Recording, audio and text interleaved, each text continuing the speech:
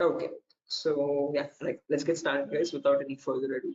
Before that, a quick formal introduction on my end. My name is Mohammed Shoaib, and I'm a cybersecurity trainer certified from EC Council. EC Council is the leading organization for cybersecurity domain certifications. Okay, and the demo that we have today is on the first foundational course called Certified Ethical Hacking. Okay, and the version of this course that is running at the moment is version 11, the latest one. Okay. So again, before we get started, this is a common question that I usually ask students, again, to understand their perspective on this topic. So again, guys, don't worry, even if you don't know the answer or if you're not sure about it, still just try to initiate and let's keep the session a bit interactive and fun rather than just keeping it one-sided. So a quick sample question, like, according to you, in your perspective, what do you think hacking is? Anyone? Again, guys, don't worry, I am not asking for any definitive answers or exact to the point answers. Whatever comes to your mind, okay, whatever you think hacking is, please let me know. Anyone?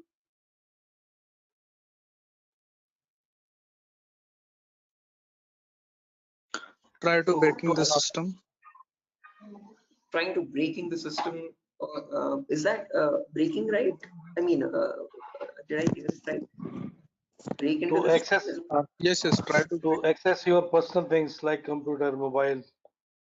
oh, okay, trying to break into the Uh, system or access personal things. Unauthorized access to the system or a data. Unauthorized access to the system or data. That's a great answer. Again, all answers are perfectly right. There's nothing wrong with them. Perfectly correct answers. Anything else, guys? Does anyone else want to add anything to it?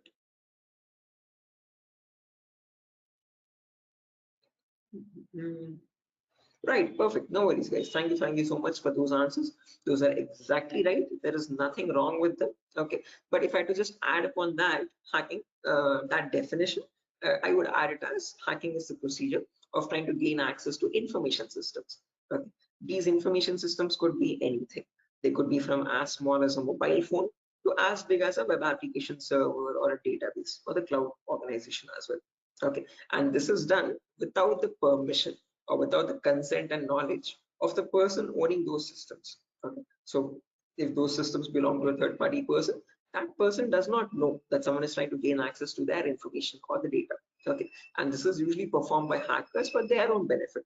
So once they get access to the systems, they can steal the data, destroy the data, or sell the data as well to other third party vendors. Okay. Now, depending on this definition, we easily understand that hacking is a malicious job. It is a criminalistic task. If it is such a bad thing to do, why do we have a course called ethical hacking? Is the second question. Because ethical is something which is legal, which is allowed. And how can it stand beside the word hacking, which is completely contradictory? So to define ethical hacking, on the other hand, this is the procedure of trying to find vulnerabilities. Okay, a vulnerability is nothing but a flaw or a loophole in the information system. So usually manufacturers might make mistakes somewhere here or there in the coding of the application. Okay, so that gives rise to something known as weaknesses in the information system, or in technical terms, it is also called as vulnerabilities. Okay, and this vulnerability finding or the process of trying to find these vulnerabilities is done with the consent and permission of the organization. Okay, so this is done in order to report it back to the target, okay, or to the authority, so that they can apply the appropriate patch for it. And once a patch is applied, that vulnerability is closed. It closes the doorway for the hacker to cause any harm. So thereby, with ethical hacking, we're trying to increase the security of the organization rather than cause any harm. Okay. So that is the main difference, guys, between hacking and ethical hacking.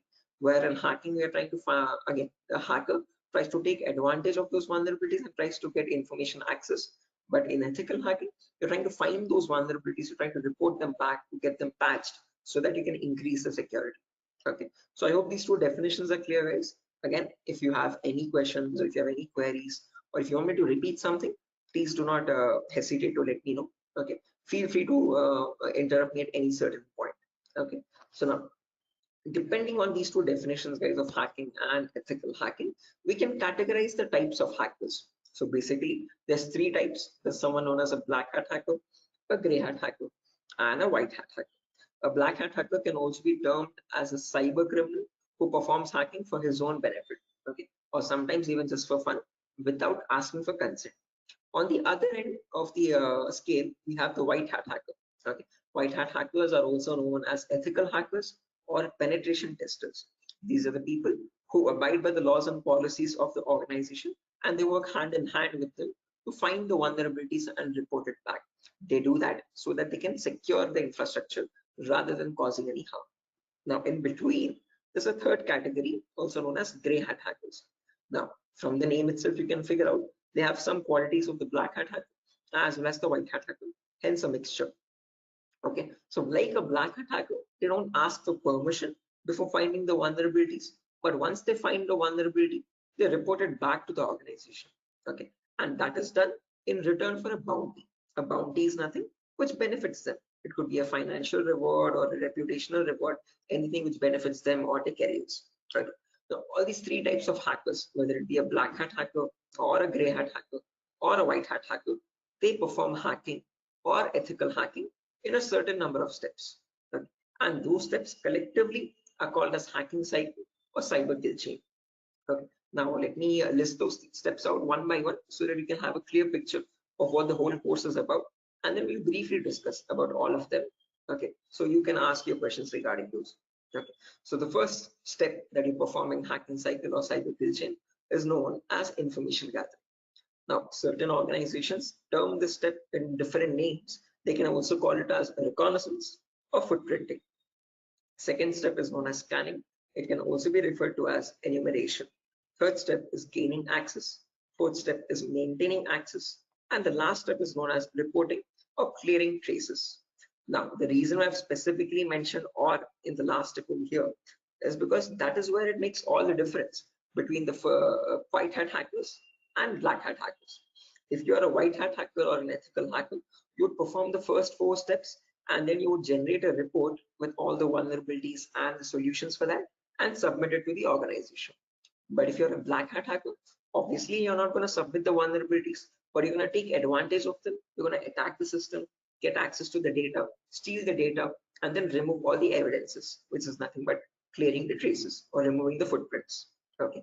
So any questions or doubts, guys, up to this part before I proceed further into the technical part? Any queries or any confusion at the moment? Again, guys, I hope the audio and video is fine. Any issues with my audio or video? Okay.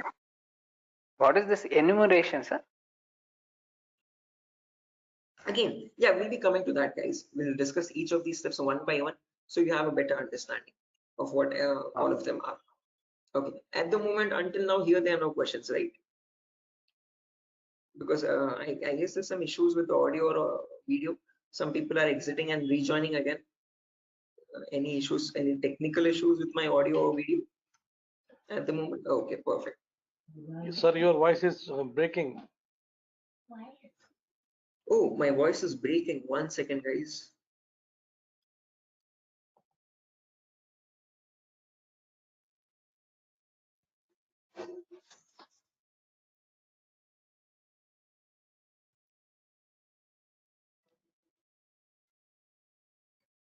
Okay, hello, 1 2 3, hello, 1 2 3.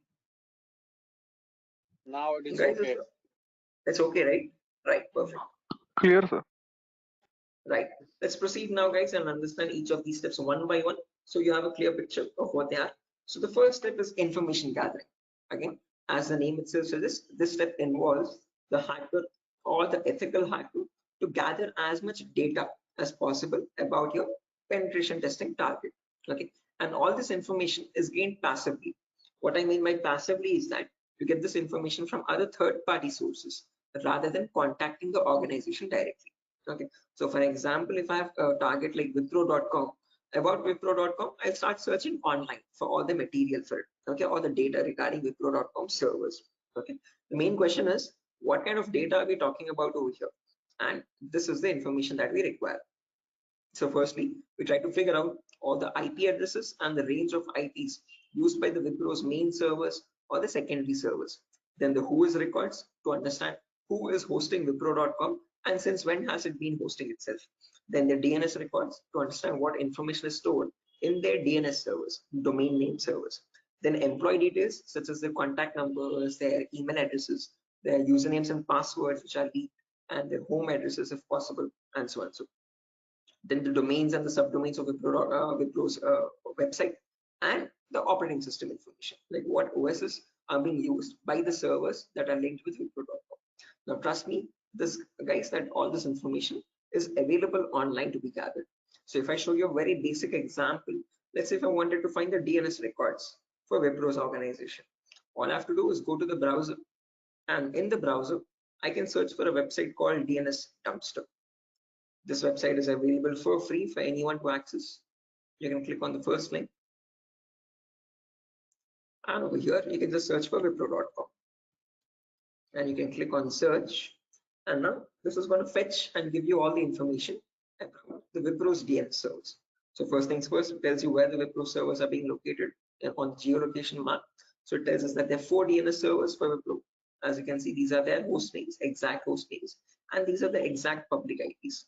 These IP addresses are very important for a hacker or an ethical hacker to proceed with the further steps of scanning and enumeration. Okay. After that, we can see that there's the host record telling us what are the Wipro servers IP addresses and the subdomains IP addresses. So this is the main Wipro.com server, which is being hosted on the IP 66.7.148.227. Again, this information is very relevant for a hacker or an ethical hacker to proceed further. Further down, you can also see it also gives us the complete network topology. So this is how Wipro servers are connected to one another, and we have the whole network topology with the host names and their IP addresses. Okay, so this is basically whole Wipro's organization main server data.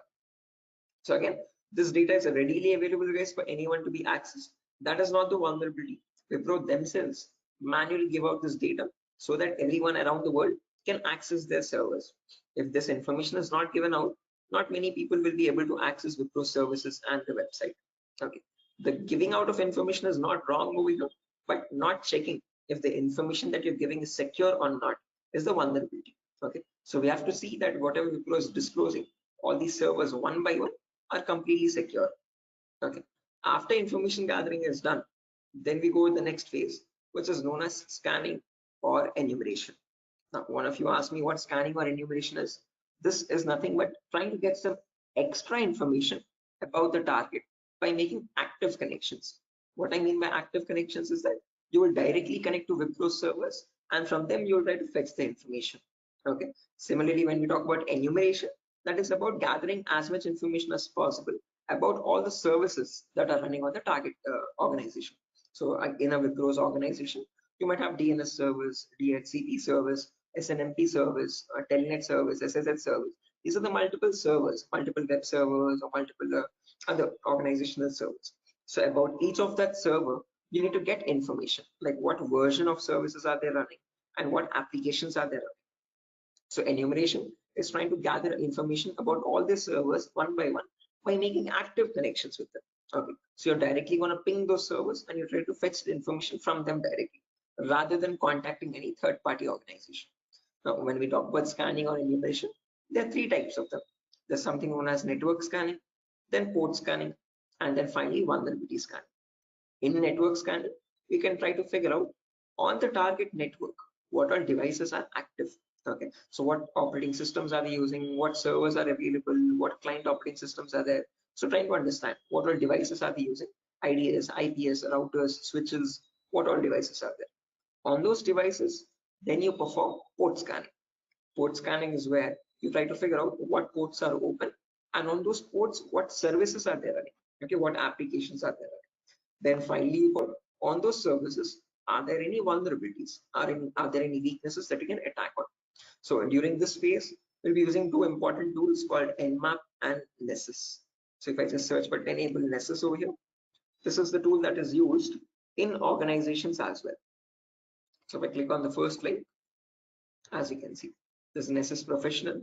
If I click on buy, it's around $4,000 for 1 year subscription. Okay, quite an expensive tool, and this is the same tool that is used in real-time scenarios. So we'll be working on the same tool in our classes as well. We'll try to understand how to use this tool and how to run or perform vulnerability scanning. The reason why I'm showing you all this is just to make you understand that we will be using real-time scenario tools. Okay, whatever is used in organizations at the moment, we are up to date with those tools. Okay, after if I show you example, as you can see, I have the Nessus installed on my system over here. I'll show you how you can install on your system as well, and you can see you can perform various types of scans, and once you scan a system, it shows all the vulnerabilities one by one, the critical vulnerabilities or medium vulnerabilities, information based vulnerabilities. Again, don't get too confused, guys. We'll again learn how to understand this report. What are these vulnerabilities? What are these different levels of vulnerabilities? We'll understand all that. Okay, but basically Nessus is a tool which can perform network scanning or port scanning and try to understand what vulnerabilities are there on each and every system. So this is an automated tool. We learn how to perform automated testing and get a report from it.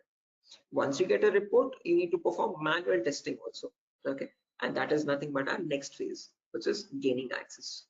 Okay, so this is a huge concept. It covers a vast variety of topics, guys. We'll discuss them one by one.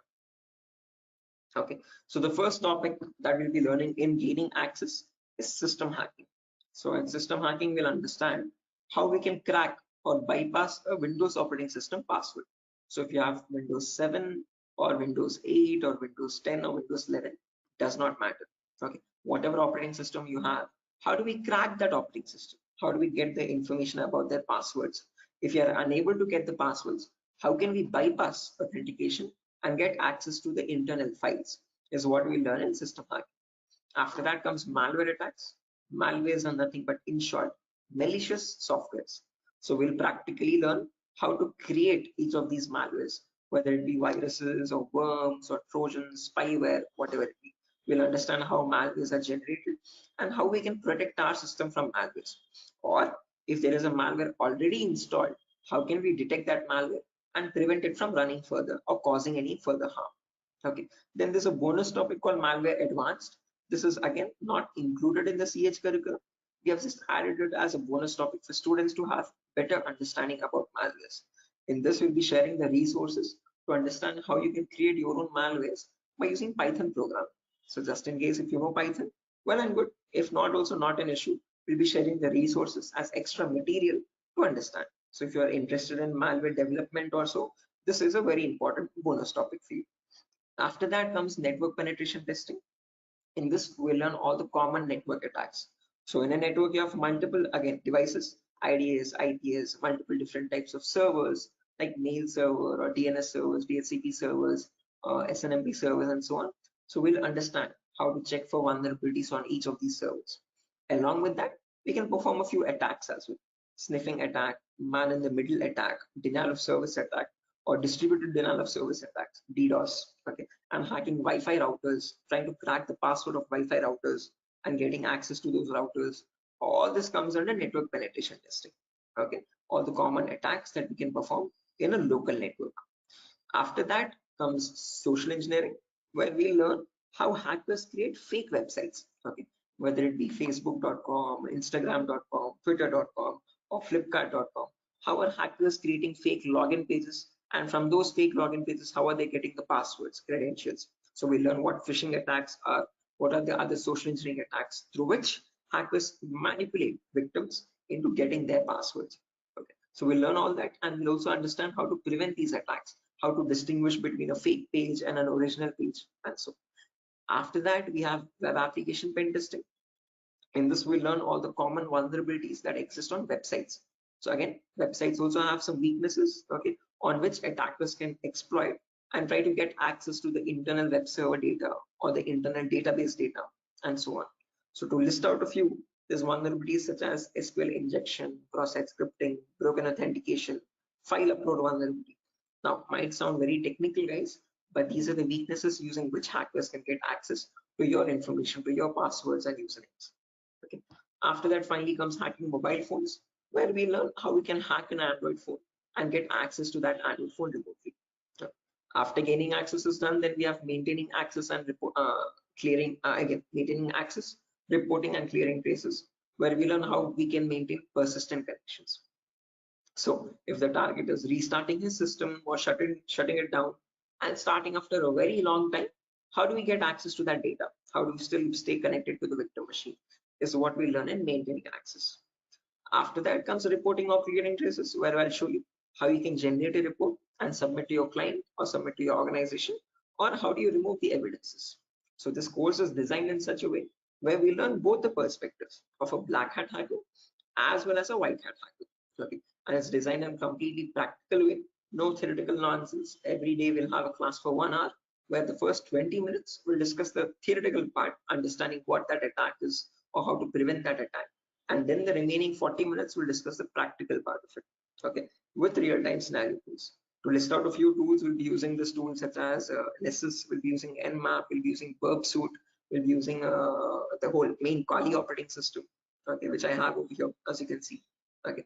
Before that, let me show the course content as well, guys, very quickly. So yeah, this is over here, the course content for the whole course. Okay, and the course is for a duration of 35 days, where we learn from the very basics itself. So most of the students ask this as a question, like, sir, are there any prerequisites? Do we need to learn something else separately? No, this course is designed in such a way where even a 10th standard student can come and learn the course for, without any trouble. Okay, because all the prerequisites are included in the course itself. So before we dive into the advanced concepts, there's a few prerequisites which we will cover. The first few introductory classes. First things first, we learn about networking basics. We learn what IP addresses are, what are IPv4 addresses, what are IPv6 addresses, what is a DNS server, what is DHCP server, all the important protocols, what is TCP protocol, what is UDP protocol. We'll discuss all that in networking basics. Then we'll jump into virtualization. Okay, virtualization, because as you can see over here, I'm running my Windows 11 operating system. On top of this, I'm running my Kali OS. Kali is a Linux-based operating system. Okay, and we need to install this. The reason being, this comes pre-installed with all the penetration testing tools. So for information gathering, web application attacks, password attack, Wi-Fi attack, all these tools are available in Kali Linux. These are not available for you in Windows. So that is why we need to understand how to install this Kali operating system. Okay, and for that we need a tool such as VMware. VMware is a virtualization software. This allows you to install multiple operating systems on the same machine. So I have my Kali OS, I have my Windows 7 OS. All of these are running on my Windows 11 operating system, as you can see. Okay, so on my Windows 11, I can run my Kali, Windows 7, whatnot, as many operating systems as I want. After that is done, then we learn basic Linux and Windows commands, because as I've mentioned, we'll be using Kali Linux. So we need to know how to operate that OS.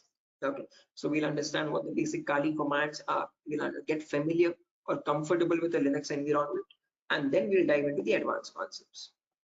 Okay, so there's a few extra concepts there mentioned as well, as you can see over here: cryptography, reverse engineering, IoT, cloud security.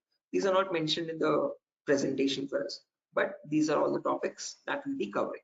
Okay, the whole course duration is around 1 month, guys, 30 to 35 days, and we'll have a class from Monday to Friday onwards for every day for 1 hour. Okay, and the timings will be same. We'll have timings at 8 p.m. Every class will be recorded, and you'll be getting the recordings as well online, which we will have permanent access to. So just in case if you're missing out any class, you can access the recordings whenever you want. Okay, if needed, we can take backup classes as well on Saturdays and Sundays, just in case if there's a lot of absence. Okay, so yeah, that's that, guys. A quick introduction on what the course is and how long the duration of the course is. If you have any questions, you can shoot at me right now. Please let me know, guys. Any queries, anything that you want me to repeat or so. Can you hear me?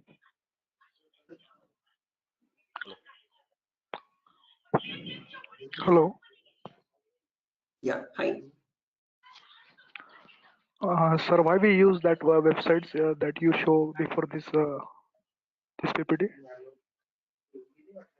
Sorry, Yogesh, I didn't get your question. Can you please repeat? Sir, we as you said that we use some websites for ethical hacking. So that website that you opened before this PPT, I'm asking about that Yeah, website. the DNS dumpster website, as you can see over here. This is for information gathering, trying to gather information about any certain client. So before we perform hacking, it's very necessary that we know all the data about that organization or the data about that target. So in order to get that data, we have to visit these third-party websites. Okay, Sometimes your organization might not give you that data sufficient for us. Okay. That is why we need to gather that information from other third-party sources, websites like DNS Dumpster and so on. Okay. The more the data you have, the more possibilities you have to attack the system. Okay. The more attack vectors you can find or possible paths you can find to attack the system. Okay. So that is why it is necessary to access these websites and get the data about our target from these websites. Okay, okay, so understood. Right. Any other questions, guys?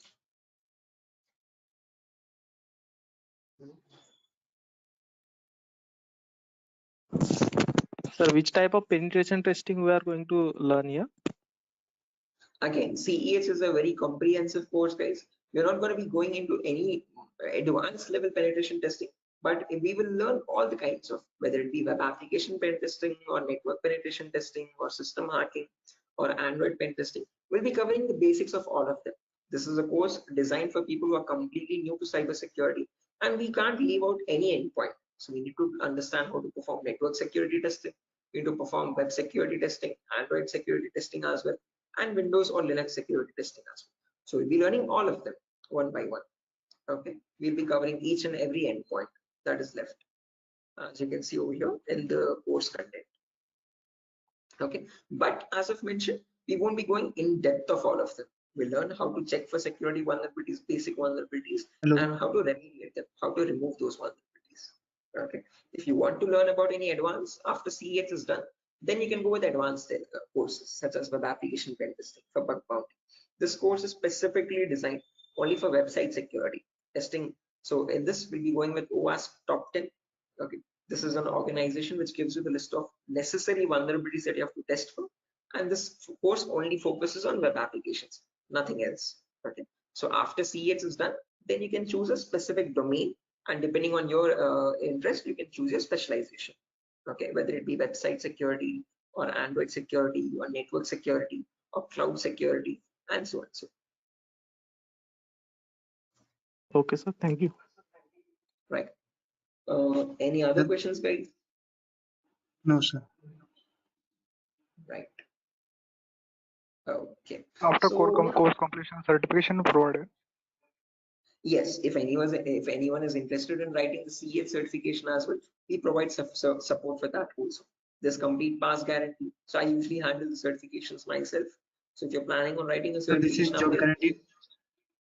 this is what? Sorry. Job guarantees. Sorry, I didn't get you guys. Can you please repeat that? Hello. After this course, his job is. He's asking Oh a yeah, placement yes, assistance. job assistance. Again, guys, at Durga Soft, you're not going to be providing any confirm guarantee that we'll be placing you in an organization, but we'll be sharing your resume once you forward it to our consultancies. Okay. So in the price of 8,000 rupees, we are only including the course content with the course completion certificate. And if you're planning on writing a certification, we will give you certification support as well. Okay. So at that price of 8,000 rupees, we are not in contact with the complete job placement facility, but we do have few consultancies where we can give you your resumes too. Okay, once you're done with the resume preparation, I'll be helping you out in understanding how to create a resume as well, depending on a cybersecurity profile. I'll be also sharing the common interview questions, and I have a few references as well to whom I can forward your resumes.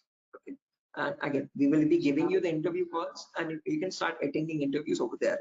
Okay, again, it depends on your skill set and your practice on how well you do the interview. So we don't guarantee anything, but we will definitely show you where you can start applying. If it's necessary, I can just give you one source now itself. You can, after your course is done, this is the common website that I usually suggest for students, jobs.null.community. This is a website only specifically for cybersecurity job roles. Okay, nothing else. As you can see, null jobs. This is the website. Okay, and these are all the different domains, and you can start searching over here. So if you're a complete fresher, just click on freshers or internships, and these are at the moment these are the available placements. Okay, so for internships, okay, if you're not into internships, you want a specific job role, you can start applying for VAPT, vulnerability assessment and pen testing. These are the ones at the moment for cybersecurity. After the course is done, you can start applying over here also. So this is one website that I suggest to most of the students once the course is done, to start applying for jobs. Okay. So again, how well you do, it depends on your skill set and your practicing, guys. Okay. And this website is specifically only for cybersecurity jobs, nothing else. Okay. Any other questions, guys? No, sir. Thank you. Right. Again, if you practice properly and if you're done with the course, guys, and if you're thorough with all the concepts, getting a job in these portals is not that tough. Okay. There's a lot of students from our previous batches as well who have searched for jobs in this nuts.job.co.in and they found their internships and their jobs. Okay. So again, as I've mentioned, once you sit for the interview, it's all on you. Okay. So it depends on your preparation of how well or bad you do. So we can't guarantee anything, okay, because that's on your skill set, but we can at least show you where you can start applying for jobs. Okay. So yeah, that's that, guys. Nothing further for our session today. And yeah, if you have any queries, again, over here is my number. Just in case if you have any queries, technical queries, you can let me know. This is the number over here, 768-006-9768. Hello. Hello. Yeah, I can hear you. Prabin, I can hear you. Yeah. So I just wanted to know. Actually, I'm a working professional. Right. I'm working on the front end side, but wanted to move into this domain. So, what suggestions could you, give me on that side? Again, same, I would recommend if you're completely new to this domain, go with Certified Ethical Hacking, CH version 11. This is a foundational course for people completely new so you'll be learning everything from scratch. After that is done, if you possible, if time and financial permits you, you can write the certification as well from EC Council. So there'll be a CH examination for 125 questions. Okay. And if you give 75% of them right, you get certified from EC Council. You get a certificate from the US organization. Okay. So that adds edge to your resume. If not, if you are not, again, certification is quite costly. It's around $500. So if you're not planning on writing the certification, I would recommend doing some extra advanced courses as well after CH is done, and then add that at least to the resume to build some edge again. Okay.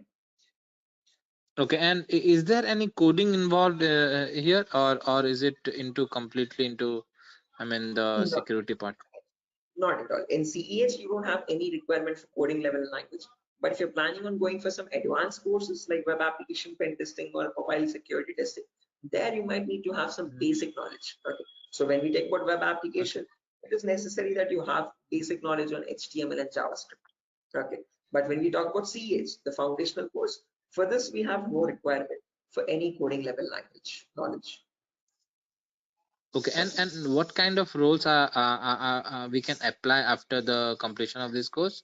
Like someone is if having 5 years of experience and he has transited into this particular cyber security, what kind of roles would be available? Again, as you can see over here, these are the roles that you can start applying for. VAPT assurance lead, VAPT senior security analyst, cyber security consultant. These are all the job roles. Penetration tester, security analyst, or monitoring job roles, and so on. Vulnerability Okay. assessment tester. These are the job roles you can start applying for. Okay, cool. Thanks. Right. Any other questions, guys?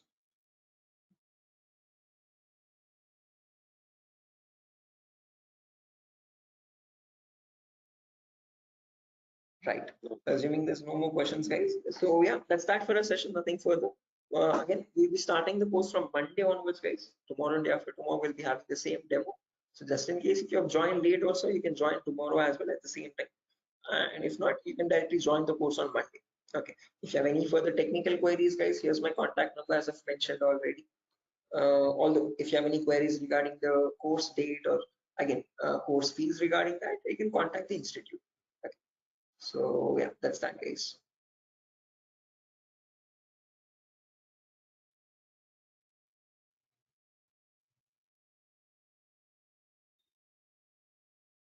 Sure. So I'm gonna be exiting, guys. I hope you have enjoyed the demo. And yeah, if there's any queries, please do let us know how we can help you. Okay. Have a good day, and I'll see you soon. Bye bye.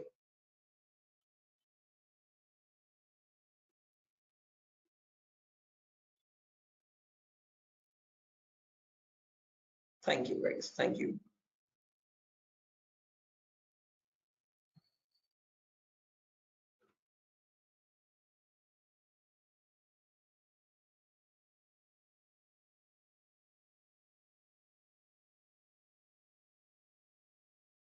Okay. Hello, guys. Can you hear me now? Biswajit Singh, Rakesh, Ravikiran, Maman, Shiva, Sujata. I hope I'm audible now, guys.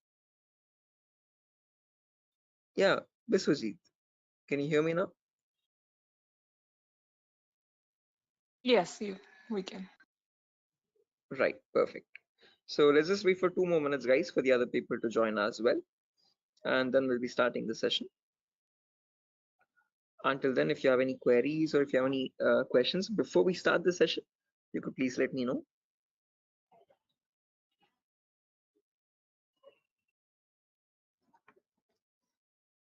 So, Yes, I excuse can me, hear sir. you. Yeah. So is this the same demo was on Sunday? Yes, the same demo itself, guys. Oh, okay. I have attended on Sunday, so I thought it would be some different or what. No, it's the same demo, guys. A shorter version of that same demo. Again, we'll be starting the live classes, or for the course is going to start from Monday onwards. So just in case you're planning on joining the course, you can join from Monday. The first class will be on networking concepts. Okay, thank you, sir. Tomorrow as well, we'll have one last demo. So Thursday and Friday, today and tomorrow will be the last demo sessions, just in case if students have missed out the previous demos, they can join. That's one last chance for them. And then from Monday, we'll be starting the course itself. Yeah, okay. So just in case, guys, if there's anyone who has already attended this demo session, again, just a heads up, this is going to be the same demo. It's not going to be any different from the previous ones. Okay, this is just backup sessions or backup demos for people who could not join earlier. Okay. Okay. Thank you, sir. Sure.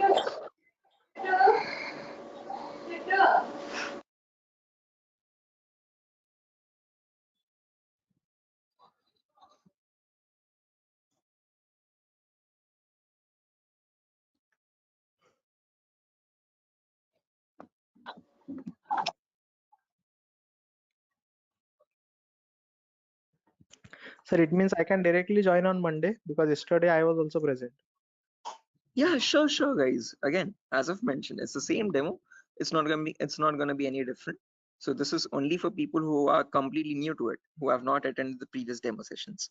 So if you have already attended the demo session, guys, you can join back on Monday itself directly. Okay, and the timing will be same at 8 p.m. Same time, 8 o'clock in the night. Okay, thank you. Sure. Okay, guys, so let's get started without any further ado. Before I get started, a quick formal introduction on my end. My name is Mohammed Shoaib. I'm a cybersecurity trainer certified from EC Council. EC Council is the leading organization for cybersecurity domain certifications. Okay, and one of the courses that it provides for people who are completely new to this domain is Certified Ethical Hacking version 11. This is the latest version of the course that is running at the moment, and this is a course designed in such a way for people who are completely new to this domain. So if you have no knowledge about what cybersecurity is or what hacking or ethical hacking is, this is the course to get started with. Okay. So before I proceed further, this is a common question that I usually ask all the students just to understand their perspective on this topic. So again, guys, let's keep the session a bit interactive and fun. So my first question to you is to understand what your perspective is on hacking. So again, not asking for exact definitive answers, guys, but just to understand your view on it. Okay, so whatever comes to your mind, please do let me know. In your terms, what do you think hacking is? Anyone? There's Biswajit, there's Maman, Rakesh, who else? Shafiuddin, Shiva. Hello, Yeah, Biswajit, I can hear you. sir. Actually, according to me, hacking means to hack the information of organization or any Okay. systems. Right. Yeah, hacking information or getting access to the information of organization systems. That's a good answer, Biswajit. Anyone else, guys, who wants to add anything to that? That's a perfectly right answer. There's nothing wrong in it at all. Perfectly all right. Any other additions to that, guys? Anyone who wants to append anything to that answer?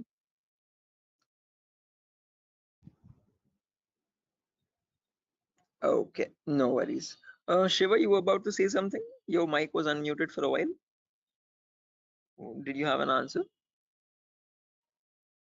Okay, no worries, guys. So let me just add on with Biswajit's answer. So if I had to define hacking on, depending on using on his words itself, hacking is nothing but the procedure of trying to gain access to information systems. Okay, now these information systems could be anything. They could be as small as a mobile phone to as big as a database or a web application server or cloud organization itself. Okay, and this gain access to these devices is done without the permission and the consent of the person owning those systems. Okay, so the organization who owns those systems has no clue that someone is trying to gain access to their data. Okay, and this is usually performed by hackers for their own benefit. So once they get access to the data, they can steal it, they can destroy it, or sell it on the dark web to other third-party vendors. Now, if hacking seems such a malicious job, why do we have a course called ethical hacking? Is the second question. Because ethical is something which is completely legal. And how could hacking become legal now? That's the main question. So when we talk about ethical hacking, on the other hand, guys, this is the procedure of trying to find vulnerabilities. Okay. A vulnerability, in simple terms, can also be called as a weakness or a loophole in the information system. And using these weaknesses only, hackers try to get access to the target informations, target information systems data. Okay. So your job as an ethical hacker would be to find these vulnerabilities before a hacker does, and this is done with the consent and permission of the organization.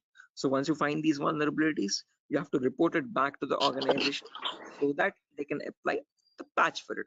And once a patch is applied, you're thereby increasing the security of infrastructure and preventing hackers from causing any further harm. So with ethical hacking, you're trying to increase the security and make the infrastructure much more secure and stronger compared to what hacking is. Okay, where you're trying to exploit vulnerabilities. Okay, so are these two definitions clear, guys? Like what is hacking and what is ethical hacking, and how are they different from one another? Because most of the students have a misconception that both these terms are one and the same. No, guys, we're not going to be performing hacking. We'll be learning ethical hacking in the course. Okay, we won't be exploiting the vulnerabilities, but we'll see how to search for them, how to find them in an organization's systems, and how to report them back to the organization. Okay, so that we can prevent hacking from happening. Now, depending on these two terms, guys, we can categorize the different types of hackers as well. So we have someone known as a black hat hacker, then we have someone known as a white hat hacker, and in between there's someone known as a gray hat hacker. Okay, so firstly, the first category is black hat hackers. These people are also commonly referred to as cyber criminals. Okay, these are people who perform hacking for their own benefit, and they do this by asking no consent at all. On the other end of the spectrum, we have the white hat hackers, who are also termed as ethical hackers or penetration testers. Now, these people perform ethical hacking, or in simple terms, penetration testing, to find all the vulnerabilities in the organization. And they do this by asking for consent and by following all the laws and policies set by the organization. So they do not cross any line, they do not perform exploitation of any vulnerabilities, they only work to increase the security of the organization. Now, in between white hat hackers and black hat hackers, there's someone else known as a gray hat hacker. Now, as the name itself suggests, these people have both the qualities of black hat as well as a white hat hacker. Like a black hat hacker, they don't ask for permission before finding the vulnerabilities. But once they do, once they find the vulnerability, like a white hat hacker, they report it back to the organization. Okay, they don't take advantage of it, they don't exploit it and try to attack the system, but they report it back so that they can help the organization. But it's a give and take relationship, so it's a there's kind of a bargain over here. Okay, the catch is that these gray hat hackers ask for a bounty in return. Okay, a bounty is anything which benefits them, so they could ask for some prize reward, or they could ask for some reputational reward, anything which benefits their career and profile. Okay, and that is why in simple terms they are also known as bug bounty hunters. They find bugs in return for a bounty. Okay, so they are hunting for bugs. Okay, now all these three types of hackers, whether we take black hat hackers, gray hat hackers, or white hat hackers, they perform hacking or ethical hacking in a certain number of steps. Okay, and they follow a procedure, a systematic procedure. That systematic procedure is known in simple terms as hacking cycle or cyber kill chain. Okay, various organizations categorize these steps into various numbers, but if I had to summarize it up, there are 5 important steps in hacking cycle or cyber kill chain. Whether you take a black hat hacker, or a white hat hacker or any kind of a hacker, he needs to follow the same procedures as well. Okay. Now let me list them out first, and then we'll discuss in detail about each of them, so you have a clear picture of what the whole course is about. Okay. So the first step is known as information gathering. It can sometimes also be referred to as reconnaissance or footprinting. So they are one and the same term, guys. Don't get confused. Various organizations use various terminologies, but whether you hear information gathering or reconnaissance or footprinting, all the three terms are one and the same. After that, you have scanning, which can also be referred to as enumeration. Then you have gaining access. Then you have maintaining access. And then finally, there's a reporting or clearing traces.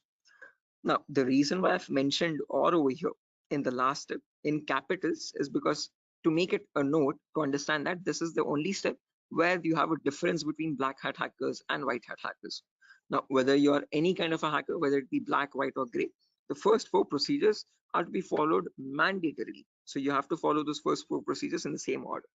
After that, in the end, what changes is the last thing that you do. Okay, if you're a white hat hacker, you would definitely report all the vulnerabilities that you have found with the remediations, with the solutions to remove those vulnerabilities. If you're a black hat hacker, definitely you're not going to be giving any solutions, and obviously you won't be reporting it, but you will try to remove all the evidences. So whatever harm you have caused, whatever data you have stolen, you might leave some footprints here and there. Okay, so that is why it's very necessary that you remove or clear those footprints so that you cannot be traced out and you stay anonymous. So that is known as clearing traces in simple terms. And in our course, we'll be learning both the perspectives, how we can generate a report and submit to the organization, or how hackers clear the traces and remove all the evidences. Okay. Now, let's briefly discuss about each of these one by one, guys, so you have a better idea on the whole course. But before that, any questions, guys, for anyone? Again, please feel free to interrupt me at any certain point. Do not hesitate to ask a question. Please let Hello, me know. Yeah, Biswajit, I can hear you. sir. Is this class is getting recorded? Yeah, this will be recorded, definitely. Every single class that we take will be recorded and it will be uploaded to the Google Drive.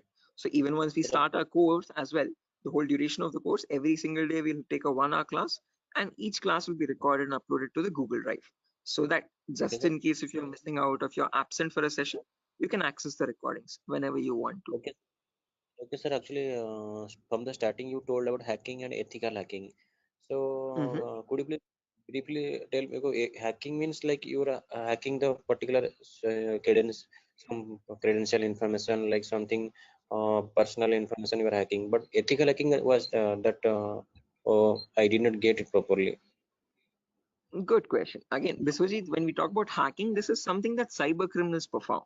Okay, hacking is where you're trying to get access to information devices. Okay, and using those information, what you do with that information defines what kind of hacking you do.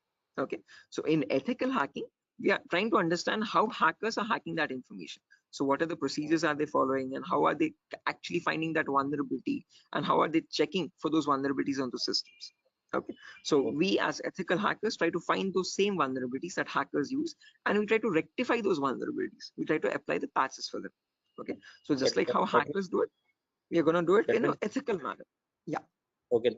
That means, sir, if a hacker is trying to hack some particular information, and the ethical hackers are there to prevent that through their coding or whatever the algorithms. I think. exactly. Again, in simpler terms, it's not about algorithms and stuff, but it's about the source code actually. Okay, so whatever it is known as a vulnerability. A vulnerability is a weakness or a misconfiguration of the system. So ethical hackers do the job of finding those vulnerabilities before a hacker can cause any harm. Okay, and once the vulnerability is found, they disclose it to the organization, and organization will remove that vulnerability so that your systems are secure. Okay, okay, okay. Sir, then although you told about the black hat hackers, Mhm, red hat, and gray. So what are the mhm. what are the job responsible of the three hackers? Again, yeah, I'll be coming to that as well, Biswajit. So when we talk about ethical hackers, we have a certain few job roles that we can apply for. I'll be discussing that at the end of the class. Okay. Until this part, any questions or doubts? Okay, okay, hacking cycle. And you information gathering, scanning, in information. You will tell detail about this chapter, I think. Right now, yeah, that's the main thing to do right now. I'll be doing that now. Okay, okay, okay. Sir, you continue. Sure. Right. Anyone else, guys, who has any other confusion or any issues with the clarity? Mamun, Shafiuddin, Shiva. Right. Okay. Now let's briefly discuss about each of these terms, guys, one by one, so that you have a better picture of what we are going to be discussing in the course as well. Okay. So the first step is information gathering. Okay. As the name itself says, information gathering is nothing but trying to gather as much data as possible about the target organization. So if we take our client, for example, Wipro.com, for the time being, we need to gather information about Wipro servers. Okay. Now the main question is, what kind of information are we talking about over here? And this is the information as follows. Okay, so we try to gather information such as the IP addresses or the range of IPs used by the Wipro servers, then the who is records to understand who is hosting Wipro's website, and since when it has been hosted, when was it last updated, when will it expire, then the DNS records to understand what data is stored in the DNS servers, then employee details such as the contact numbers, email addresses, usernames and publicly leaked passwords, and domain names of the Wipro.com, subdomains of Wipro.com, and operating systems. So what OSs are they using in their organization? So if I give you a very basic example, I can just go to my browser, and in the browser I can search for a website called DNS Dumpster. This is a common website that I usually show in the demo sessions. So if I search for DNS Dumpster, I get the first link. Now this is an example of information gathering. So you're trying to gather information about Wipro.com from other third-party sources. So right now in this step, we are gaining information passively. What I mean by passively is that we are not contacting Wipro.com directly, but we're trying to gather information about Wipro.com from other third-party sources, such as DNS Dumpster. Now when I click on search, I can notice this gives me all the information about Wipro's DNS servers. Okay, so at the moment Wipro has 4 DNS servers with these host names and these exact public IPs. So these IP addresses are very important for a hacker or for an ethical hacker to proceed further in the further steps of hacking. Okay, after this information is given out, we can see the mail servers, we can see the DNS servers, we can see all the host records, which are nothing but the main servers of Wipro.com, the main domain name and the other subdomains, and their exact public IPs. Scroll down much further and you can see the whole complete network topology. So this is how Wipro's servers are connected to one another. Okay, so these are all the servers of Wipro. Okay, the main domain and all the subdomains, and the mail servers also, mail or DNS servers. Okay, so this gives us complete information of all the endpoints that you have to test for complete security of Wipro. Okay, now this information is given out by Wipro itself. It needs to be given out. It is mandated so that people can access their services. Okay, what that is not the vulnerability, guys. Giving out the information is not the vulnerability, but not checking if each of these endpoints are secure or not is the vulnerability. So a pen tester or an ethical hacker needs to check for each and every endpoint and see to that that on each of these servers there are no unnecessary ports running or unnecessary services running which are having vulnerabilities. Okay, so now next comes the scanning phase. So after you gather information like this about a target organization, then we go with the scanning phase. Okay, scanning is where we get some extra information by directly contacting the servers. Okay, so to gather more information by making active connections with the direct target. So in this phase we'll be using 3 types of scanning. There's network scanning, port scanning, and vulnerability scanning. In network scanning, we try to figure out on the target network, on the target organization, what all devices are being used. So if we take Wipro for example, in Wipro's company or in Wipro's office, what all devices are being used, what servers are they using, what firewalls are they using, what IDS, intrusion detection systems or intrusion prevention systems are they using, and what all services are they using, DNS, DHCP, and so on and so.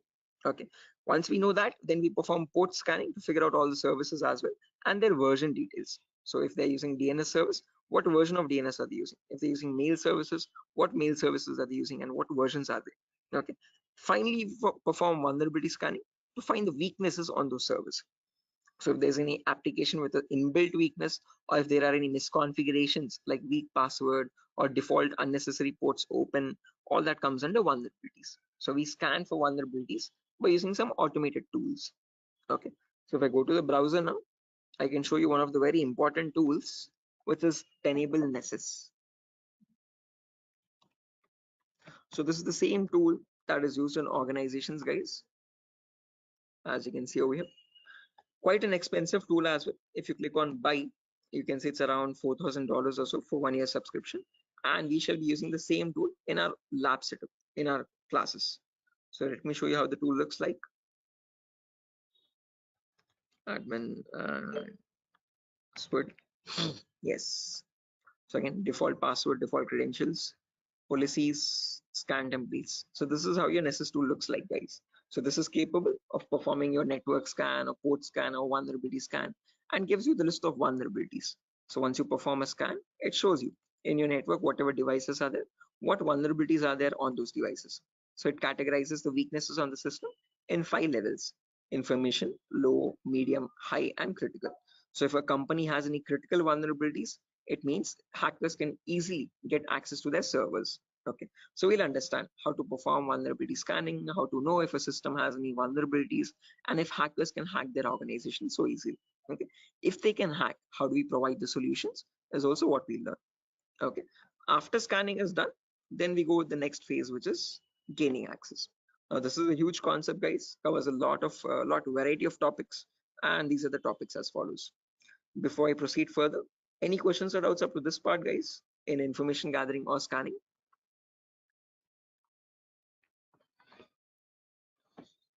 Biswajit, Mamun, Shafiuddin, Shiva, please do not hesitate, guys. If you want me to repeat something, I will definitely do. Sir, I, sir, I hope. Yeah. sir, please repeat that first part. Which one? Like before gaining access, you told us some gathering information. Like I understood that, what if their system in vulnerability in the system, so hackers are easily hack that system. So I understood somehow. Oh yeah, in information gathering, again, Biswajit, as I've mentioned, we try to gather information from other third-party websites. So there's websites like DNS Dumpster, Hunter.io. So from other third-party sites, we gather information about the target.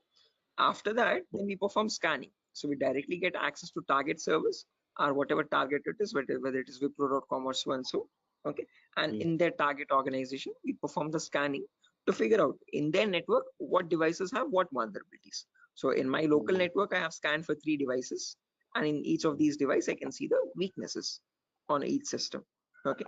Tells you what the weakness is. Okay. If there's an unsupported OS, what is the solution to remove that vulnerability, and what can be performed with that vulnerability. So this scanning tool gives you that up-to-date information. Okay, so this is all this all comes under automated vulnerability scanning. Okay, so this is something that you always perform in an organization to test for vulnerabilities on different systems. Okay, it is software. Yeah, it is a software. This is the Nessus tool. The Nessus tool is nothing but a software that we have. Okay, sir. Okay. Right. So this is the same tool that is used, the same software that is used in organizations as well. Okay. And we'll be running in real-time scenario. Whatever tools that are being used, we work on them in real time. Okay. Okay. So yeah, now proceeding further, after all this is done, then we go with the gaining access phase. This is where we try to perform various kinds of attacks to get access to the systems. Okay. Once we perform the scanning, once we know that these are the vulnerabilities on which you can attack on, next part is nothing but to attack directly, which is nothing but penetration testing. So in this, as I've mentioned, there's a huge set of topics. Okay. So let me discuss them one by one.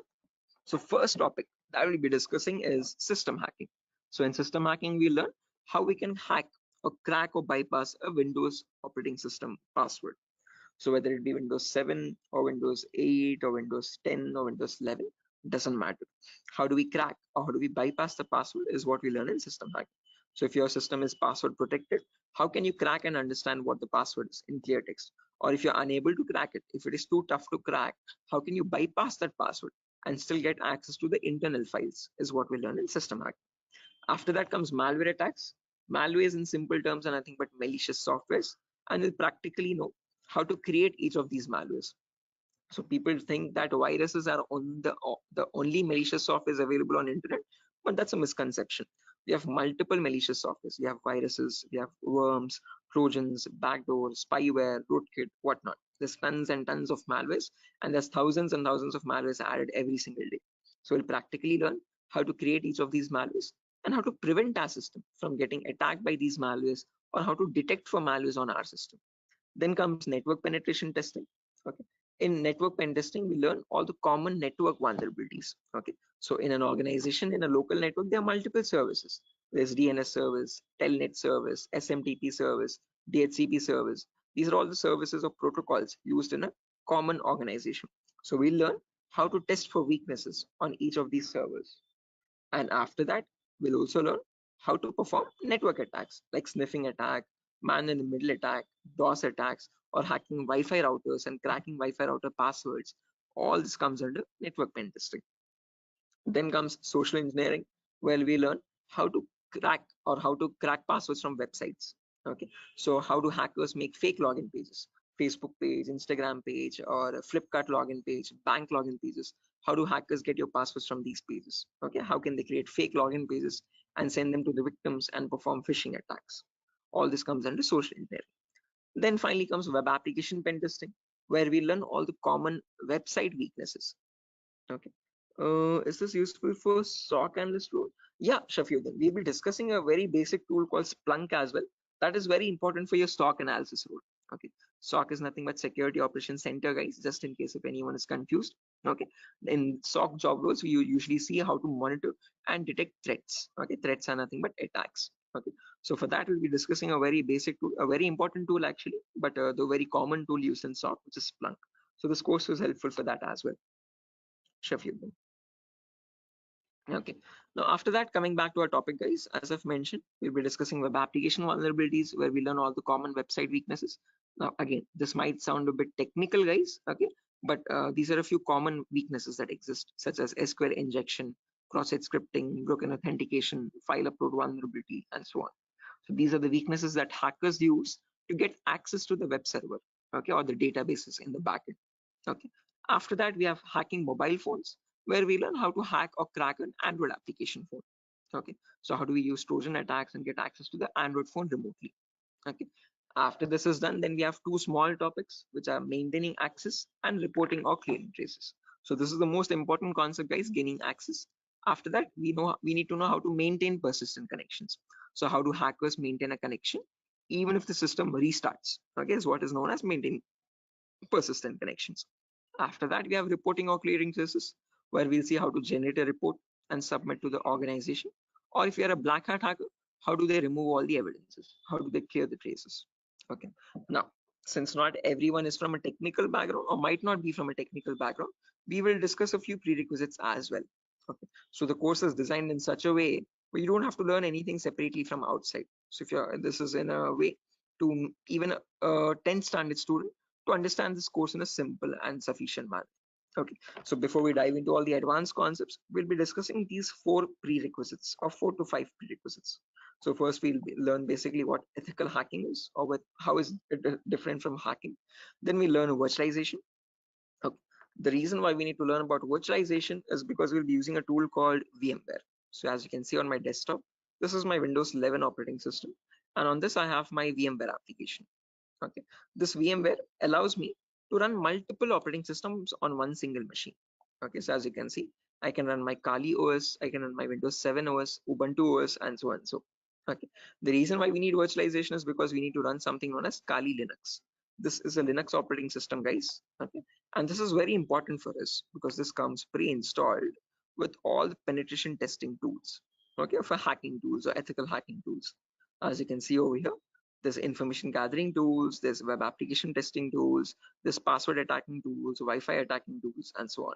So these are the tools that specifically come only with Linux OS. Okay, they're not available in your Windows operating system. So that is why we need to know how to install this operating system and how to use this out. Okay, again, one good thing is this is completely free and open source.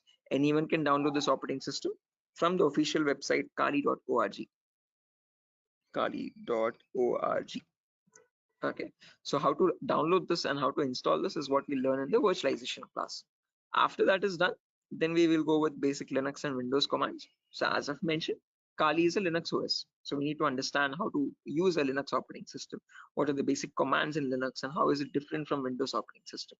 After that, we learn basic Windows server configuration, how to configure a DNS server, how to configure a web server in Linux, in Windows OS. Okay, and after all that is done, then we go with the important concepts. Okay, information gathering, scanning, enumeration, then gaining access, maintaining access, all that comes after that. Okay, so until these concepts are done, then you'll be ready for all the advanced concepts. So this is designed in such a way where you don't have to learn anything separately from anywhere else. Okay, so after that, again, there's a few bonus concepts as well, guys, such as cryptography, reverse engineering, IoT, cloud security, Splunk. So these are not included in other institutes. Okay, these are a few concepts that we have specifically designed in such a way so that you can proceed further and learn advanced courses as well if you're interested. Okay, so yeah, that's that, guys. Again, one last thing, the whole course is for a duration of 1 month, where you'll have classes from Monday to Friday every day for 1 hour.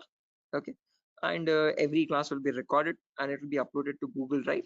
So just in case if you're missing out any classes, you can access the recordings as well. Okay, so yeah, that's that, guys. Any questions on your end? Yeah, Biswajit, you were asking me one question, asking about the job roles, I guess. So once you're done with the course, you can start applying for job roles like SOC analyst, vulnerability assessment tester, or penetration tester, or again, security engineer, and so on. So, okay. So these are the job roles that you can apply for once you're done with the course. Actually, I have taken this course on. I was just learning this course just to get a job in that ethical hacking, like information security, and in any IT company.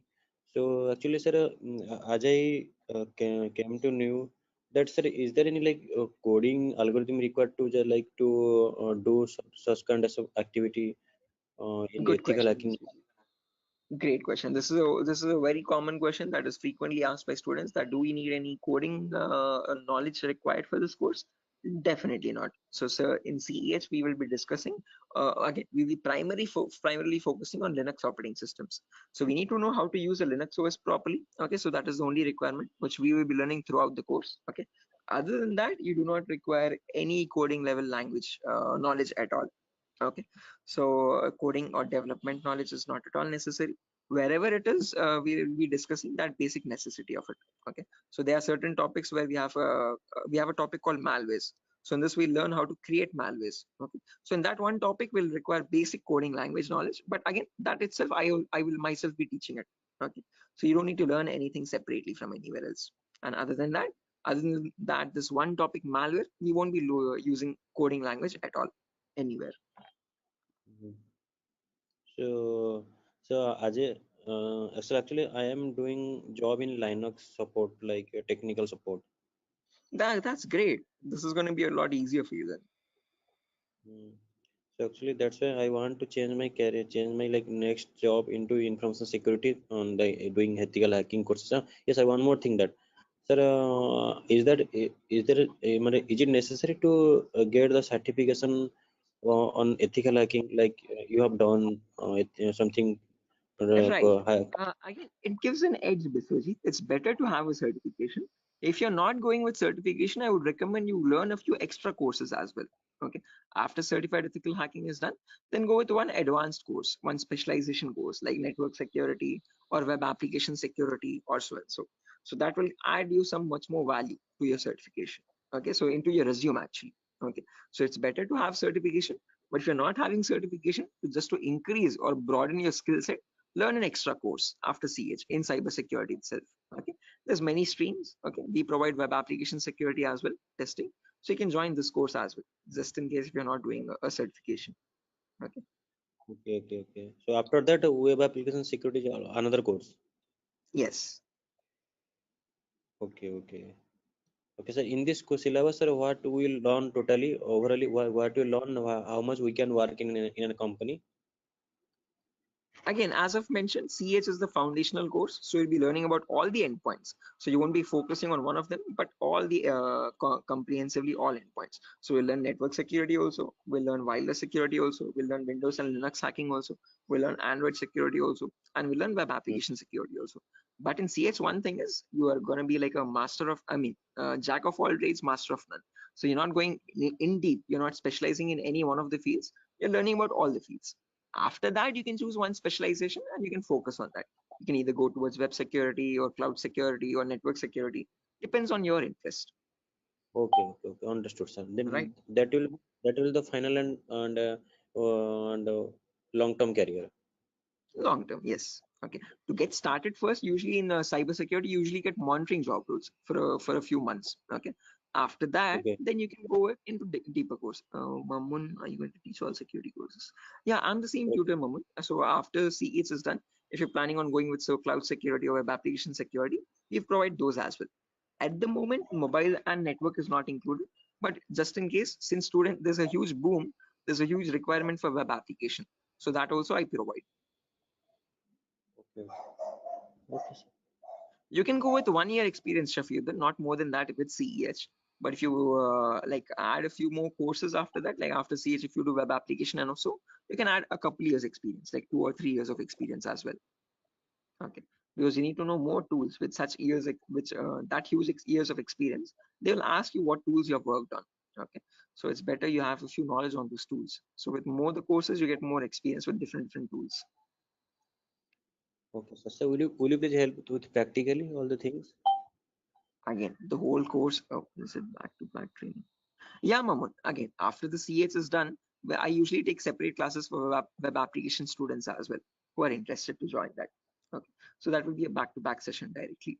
Again, yeah, coming back to you, Biswajit, you were asking me something. What was the question again? I forgot. No, actually, I was asking, sir, what, sir? Forget. Anyway. I forgot as well. But let me try to recollect. Does anyone else remember, right, guys, what Biswajit was asking? Practical, yeah, good question.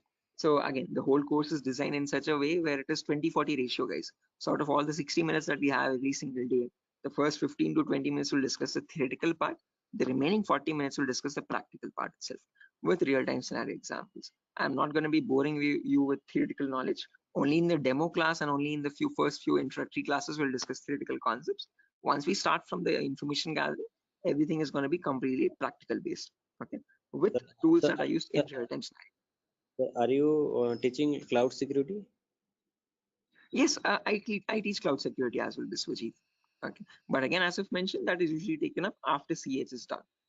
Okay, so we'll discuss on AWS security and again, mostly on AWS itself. Actually, I wanna make my career into that like cloud security part.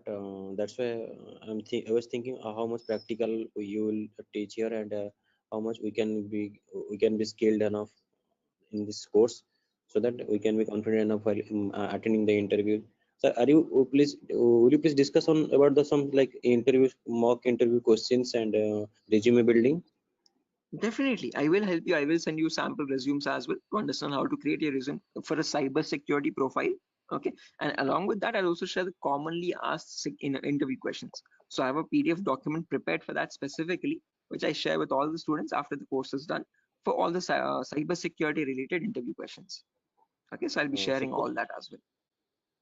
Okay, sir. No, because I have planned after completion of this course, I have planned to move on cloud security by practicing those questions and all the practical things. Definitely. Again, if necessary, I'll be sharing the resources as well, Biswajit, separately for you regarding your cloud security content. Okay. So if you're planning on doing a course after CS is done, then you can contact me for that. We can do that course separately. Okay, sir. It's not included with Durga Soft at the moment, but again, yeah. Okay, sir. Sure. Any other questions, guys, at the moment?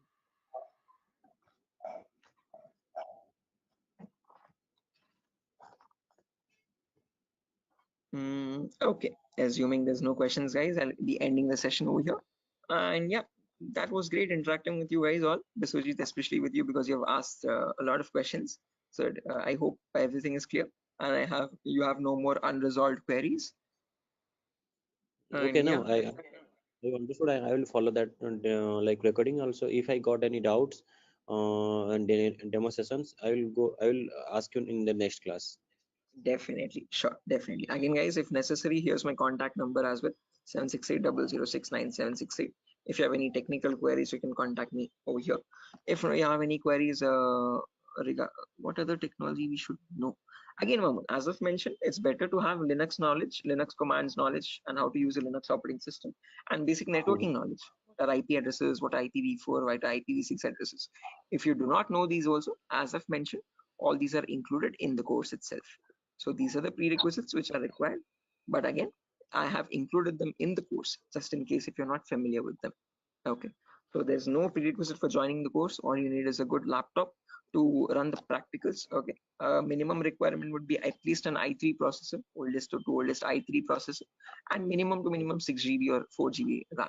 If you have 8 GB, that is recommendable. Okay, recommended. But if you have minimum 4, it might hang a bit, but it will work. Okay, so one important requirement is you need a laptop or a device for practicing, because we have a lot of practicals in the course. Okay, so other than that, nothing else is required.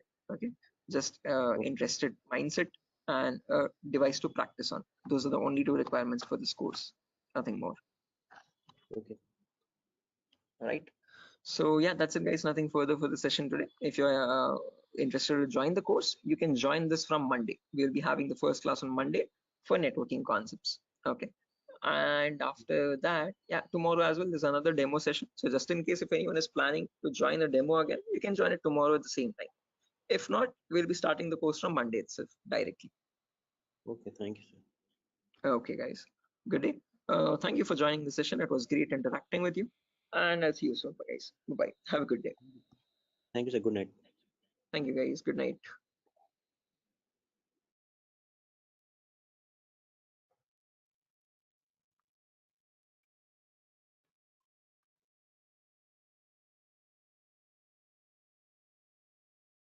Guys, can you see the screen now?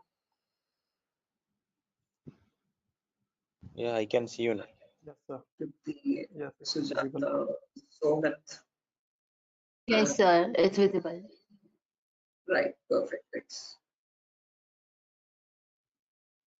Okay, how many people are there?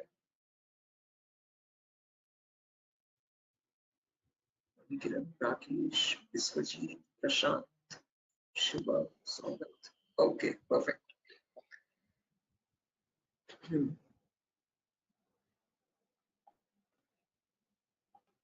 Okay, guys, let's get started with the session without any further. I am already a bit delayed in starting the session, so sorry for that, guys. I was stuck in a work. There was an issue with a security vulnerability actually with one of the organizations, so stuck with that. But anyways, let's get started with our class today. With our first session today will be on basic networking concepts. Before I get started, any issue with my audio or video? Anyone? Is everything fine? Can I proceed Yes, with the sir. class? No, actually, we are getting some like noise. A kind Oh, of there's some issue. background. Yeah, Yes, they're we not can call it not as a kind of issue. not clear. Sir. 1 second. Thank you. 1 second. I'll just change my microphone. Just give me a second for that. Yes, yes.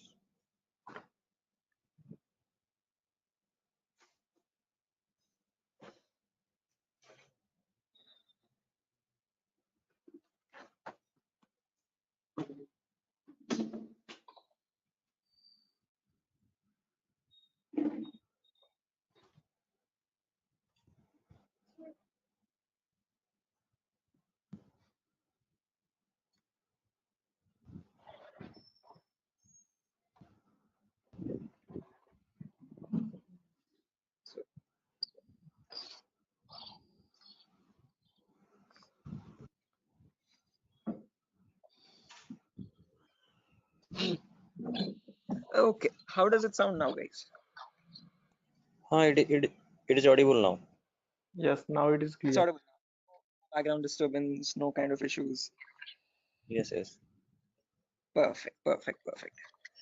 Okay, guys. So let's get started without any further ado. So as I've mentioned, in today's class, we'll be going with basic networking concepts. We'll discuss what IPv4 addresses are. Okay. So before diving into IPv4 addresses, let's try to understand what a network is and what a host is. Now, these are very two simple words that you keep coming across every single day. Okay. A host is nothing but an information device. Okay.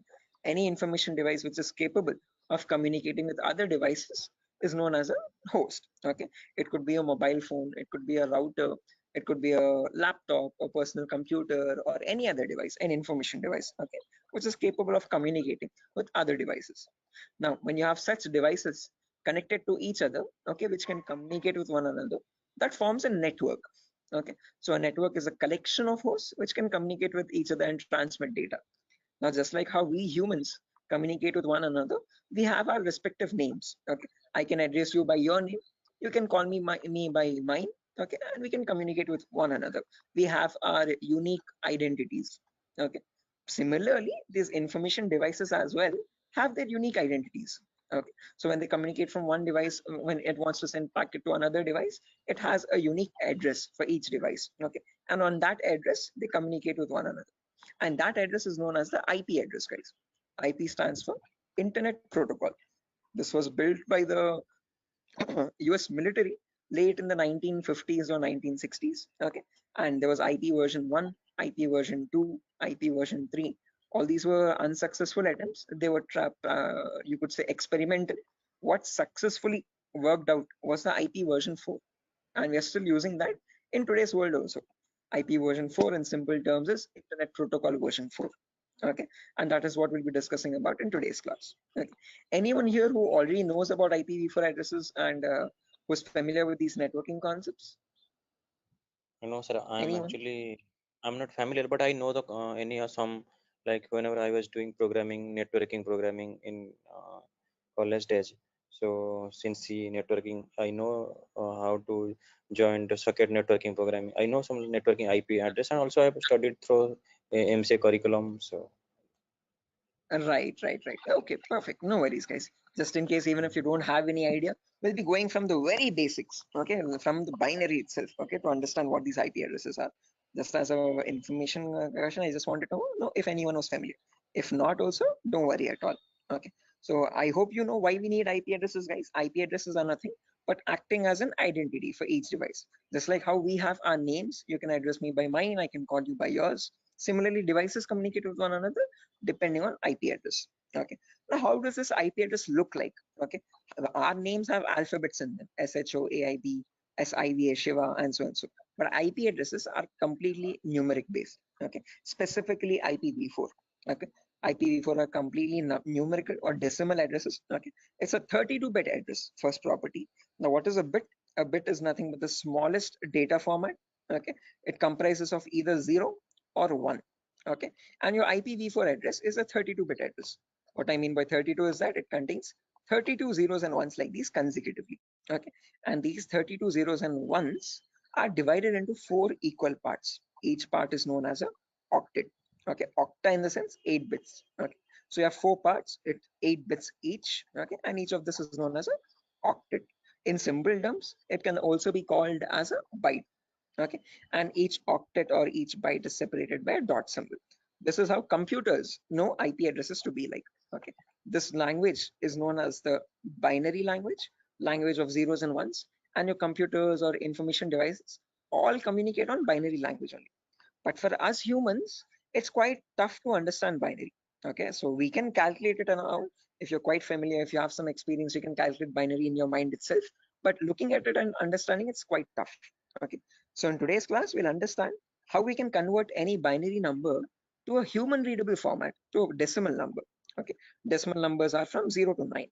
Okay, these are human readable, what we use regularly from day-to-day life. Okay, what computers communicate on is binary data. Okay, so today we'll understand how to convert binary data to decimal data and how we can range the IP addresses. Okay, before that, a quick introduction on data formats. As I've mentioned, one bit is nothing but a value of 0 or 1. When you combine 8 such bits, that becomes a byte. Okay, in simple terms, it can also be called as an octet. When you combine 1024 bytes, that becomes a kilobyte. Your textpad files, your contact applications and all these are in kilobytes of data. Okay, when you combine 1024 kilobytes, that becomes a megabyte. Okay, your PDF documents or your music files are in megabytes of data. 1024 megabytes becomes a gigabyte. Okay, your movie files or larger softwares are in gigabytes. 1024 gigabytes becomes a terabyte. Your hard disk is in terabyte storage data, and 1024 terabytes becomes a petabyte. We have never used petabytes until now. This petabyte data is usually used by cloud organizations. Okay, OneDrive, Google Cloud, blah blah blah. Okay, now let's understand how to convert this bit data or binary data into decimal data. Okay, so what I've done is I've taken down this first octet over here, 10101010, and I've written it down over here, as you can see, in an expanded format. Now to convert this, there are two simple methods. Method number one is there's two simple steps to it, not methods, sorry. Okay, there's one method only. Okay, and with two simple steps. Okay, step number one is you write down the values from 2 to the power 0 all the way up to 2 to the power 7 from right to left. Okay, why specifically 2 to the power? Because this is binary data. You have only two possibilities, either a 1 or a 0. So first 2 power 0, then 2 power 1, then 2 power 2, then 2 power 3, then 2 power 4, then 2 power 5, 2 power 6, and 2 power 7. Let's write down the values for that. 2 power 0 is nothing but 1. Anything to the power 0 is always equal to 1. Okay, that is a mathematical rule. 2 power 1 is equal to 2. 2 power 2 is nothing but 2 into 2, which is 4. 2 power 3 is 2 into 2 into 2, that is 8. 2 power 4 is 16. 2 power 5 is 32. 2 power 6 is 64. And 2 power 7 is 128. Okay, now to convert this number, all you have to do is, just a second guys, let me open up Zoom so that I can draw on the screen. Give me a second.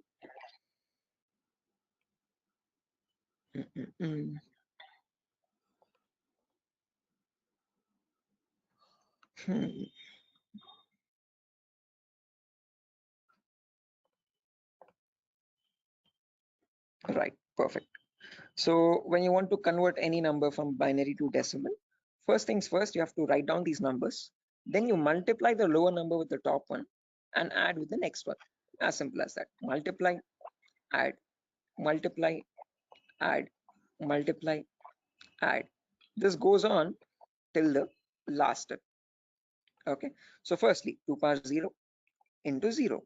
Anything into 0 is 0 itself. So I've written 0 over here. Then 2 power 1 into 1. That is 2 power 1 is 2. As you can see, I've written the value over here. Into 1 is the value itself, 2. 2 power 2 is 4. 4 into 0 again, we have 0. 2 power 3 is 8. 8 into 1, 8 again. 2 power 4 into 0, 0. 2 power 5 into 1, 32. 2 power 6 into 0, 0. And 2 power 7 into 1, that's 128. Now when I add all this up, 128 plus 32 plus 8 plus 2, that becomes 170. So when we humans read the number 170, the computer does not understand it like 170. It understands it like 10101010, something like on signal, off signal, on signal, off signal, on signal, off signal, on, off, like that 4 times. Okay. So is this clear, guys? Any questions or doubts up to this part? Like how we have converted this binary number to a decimal number? How we know that 170 is equal to 10101010? Any questions for anyone? Again, guys, if you have any questions or doubts, please feel free to raise your hand or let me know. You can interrupt me at any certain point. Okay, no issues at all. If you want me to repeat a concept also, please do let me know. I will repeat it as many times as you want. Okay. So guys, any questions up to this part? How we have converted this binary number to a decimal number?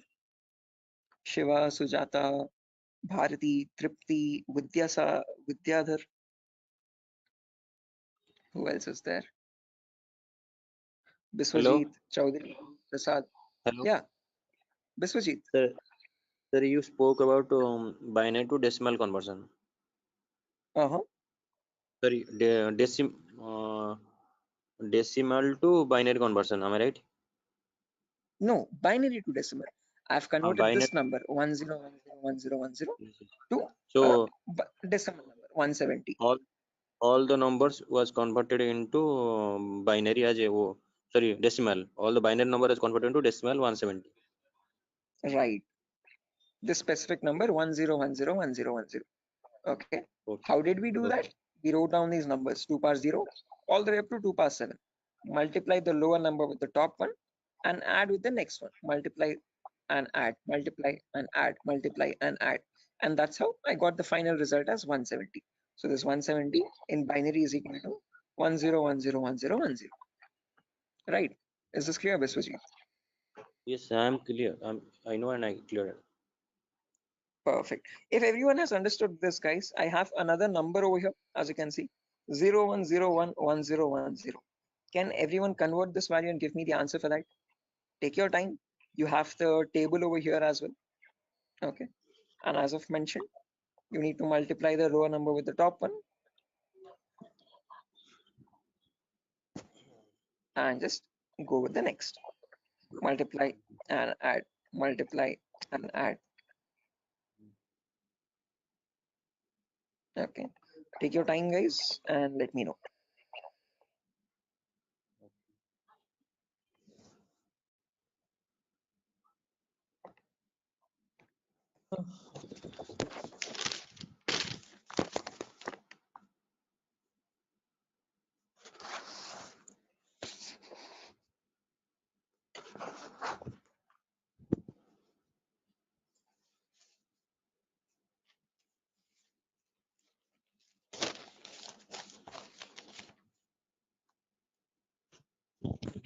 Is it 90?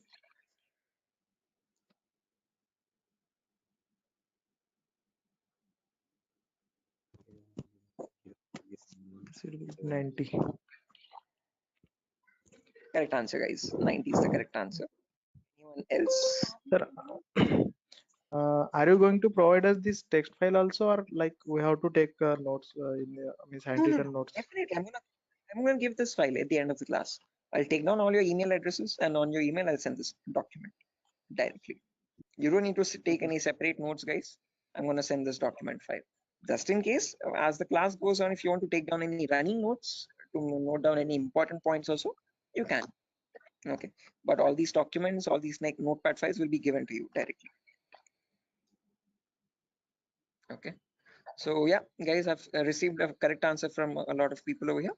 Again, as I've mentioned, just multiply the lower number with the top one and go on till the last. So this will be 2 power 0 into 0 plus 2 power 1 into 1 plus 2 power 2 into 0 plus 2 power 3 into 1, like that till the end, 2 power 7 into 0. Okay, to anywhere you have 0 over there, 2 power 0 into 0, just put that 0. 2 power 1 into 1, that's 2. 2 power 2 into 0, that's 0. 2 power 3 into 1, that's 8. 2 power 4 into 1, that's 16. 2 power 5 into 0, that's 0 again. 2 power 6 into 1, 64. And 2 power 7 into 0, 0. When you add all that up, 64 plus 16 plus 8 plus 2, you get the number 90. Anyone over here who has not got the number 90, guys, please do not feel shy. Again, if you're getting all the right answers, you're doing much great than me. In my first day, I could not solve this at all. Okay, I was a very dumb guy. So please, no shame in that. Okay, it's completely fine. Okay, because you need to get this concept very right in order to proceed with the further concepts. If you're failing at this one, it's gonna get a bit complex further down the lane. Okay, so any questions on this part, please do not hesitate to let me know. Okay, assuming everyone has got this right. With the other, yeah, exactly. The reason I'm showing you all this is to understand the range of IP addresses now. That's a great question. I was about to ask you. Again, I tell you myself, like in a real-time scenario, you would never have a necessity to convert a binary number to decimal or vice versa. But the reason why I'm showing you this is so that we can understand the whole range. So if you remember, I've told you, IPv4 addresses are 32-bit address. Okay, so in that 32-bit address, if I wanted to get the first IP address, all I have to do is put all zeros everywhere. Okay, now when you put all zeros everywhere, when you convert that, you get the final IP address as 0.0.0.0. Okay, but if you want to get the last IP now, you have to put all ones everywhere. Okay, in all the octets I've put all ones. So when I convert that, now there will be 2 power 0 into 1 plus 2 power 1 into 1 plus 2 power 2 into 1 all the way up to 2 power 7 into 1. So that would be 1 plus 2 plus 4 plus 8 plus 16 plus 32 plus 64 plus 128. So that is how you get the number 255. Okay, so the last IP in the IPv4 range will be 255.255.255.255. You will never have a number above 255. The reason being, now you know, because when you convert from binary to decimal, the maximum number you can get is 255 only.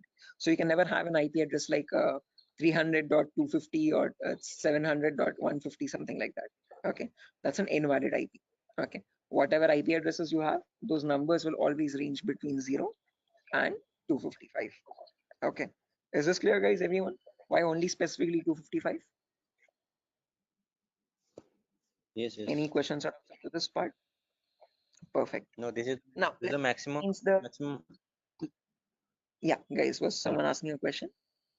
No, I just asked you. This is the maximum IP address to be connected, and maximum host to be connected. Yeah, that's the last IP address you could get in the IPv4 range, Biswajit. No, this is the like from 0 to 255 hosts should be connected, I think. Not necessarily. When we talk about IP addresses now from 0000 to 255, we have around 4.3 billion IP addresses in total. Okay. What you're referring to is classes, guys. Class A, B, C. In class C, you can connect only 255 hosts. That is a much ahead concept. We'll reach there tomorrow. Okay. That's class C. Yeah, Vidyadhar. Exactly. Okay. So we have not come up to there, guys. So let's not jump ahead. That might confuse the other students. Okay. So we'll go in a very slow pace. Okay. We'll go step by step. Okay. Let's try to now we know the range of IPs. We know what IPv4 addresses are, how they look like. Okay, and what are the total like numbers, where are they starting from, and what maximum number can they hold. Okay, we know they start at 0000 and they end at 255, 255, 255, 255. Now in between these two numbers, how many addresses do we have is the main question. Okay, how many IPs are there? Okay, so for that, let's try to understand the sequence of sequence of IP addresses. Okay, and again, to understand sequence of IP, there are two simple rules. Rule number one is always start with the rightmost value. So if this is the first IP, 0000, next IP will be 0001, next IP 0002, next IP 0003, next IP 0004. This will go on up to 000255. Okay. After that, can I have an IP like 000256? Is this possible? No.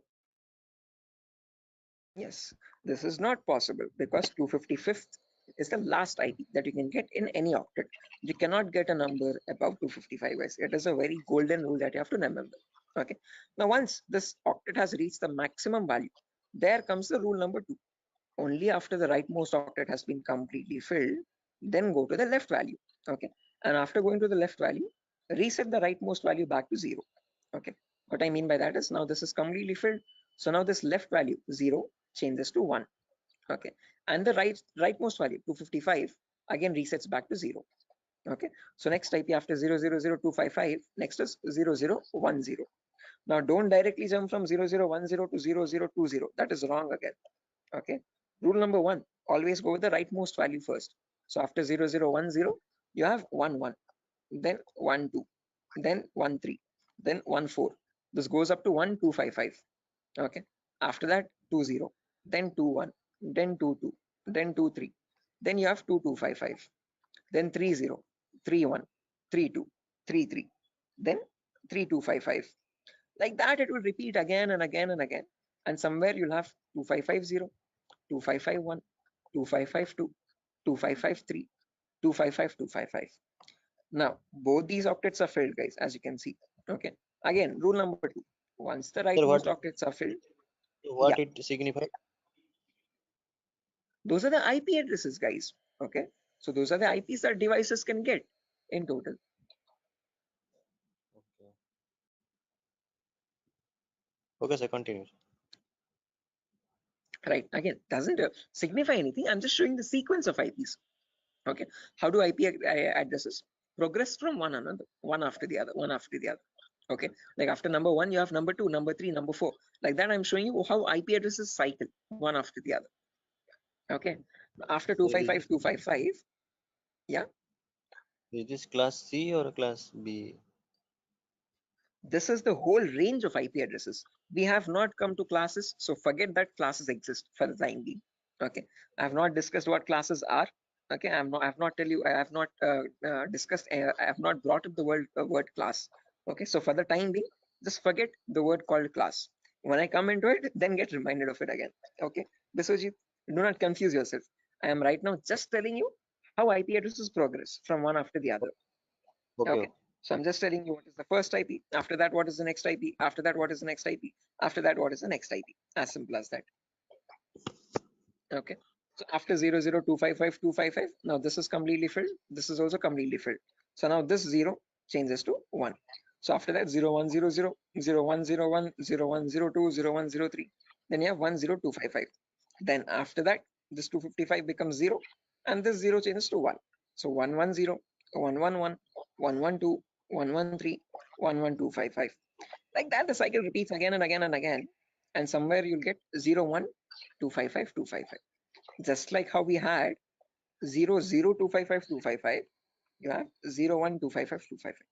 Then after that, from 0.200 to 0.2255255, 0.300 to 0.3255255, like that, 0.255000 to 0.255255255. Now, whatever cycle repeated from the first IP 0000 till the IP 0.255255255, same cycle again repeats from 1000 to 1.255255255.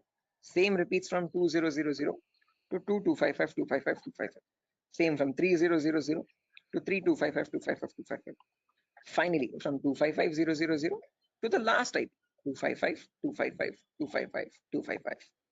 Okay, so all I'm showing you is the progression of IPs. How do IPs change from one after the other? What is the consecutiveness of IPs? Okay, so if you wanted to get the total number of IP addresses, you from 0000 till 255.255.255.255, it would be 255 to the power 4, because each cycle is repeating 255 times. So the total number of IP addresses would be 4.3 billion IPs. Okay, which is the number equal to 255 to the power 4. So with the other, yeah, the correct number of IP addresses would be 255 to the power 4. Hello, is that clear? Yes, sir. I understood something. Yeah. Okay, guys.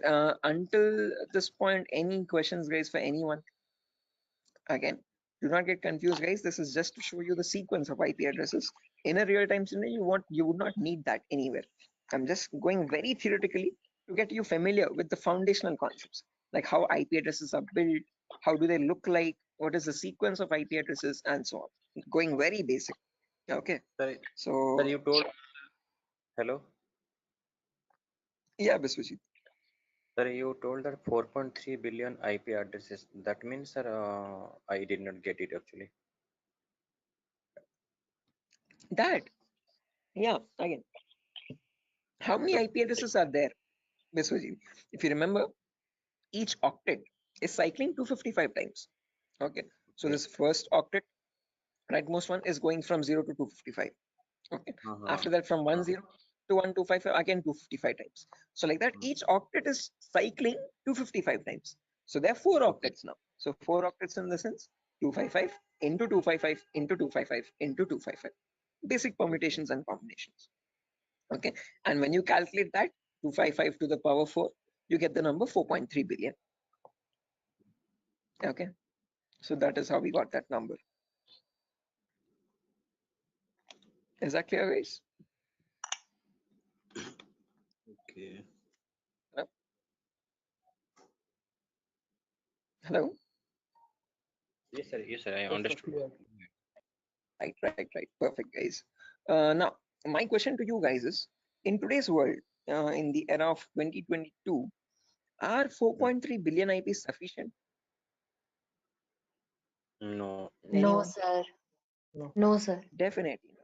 Right, correct. Because the population itself is around 8 billion people, right? Close to 8 billion or 8.5 billion.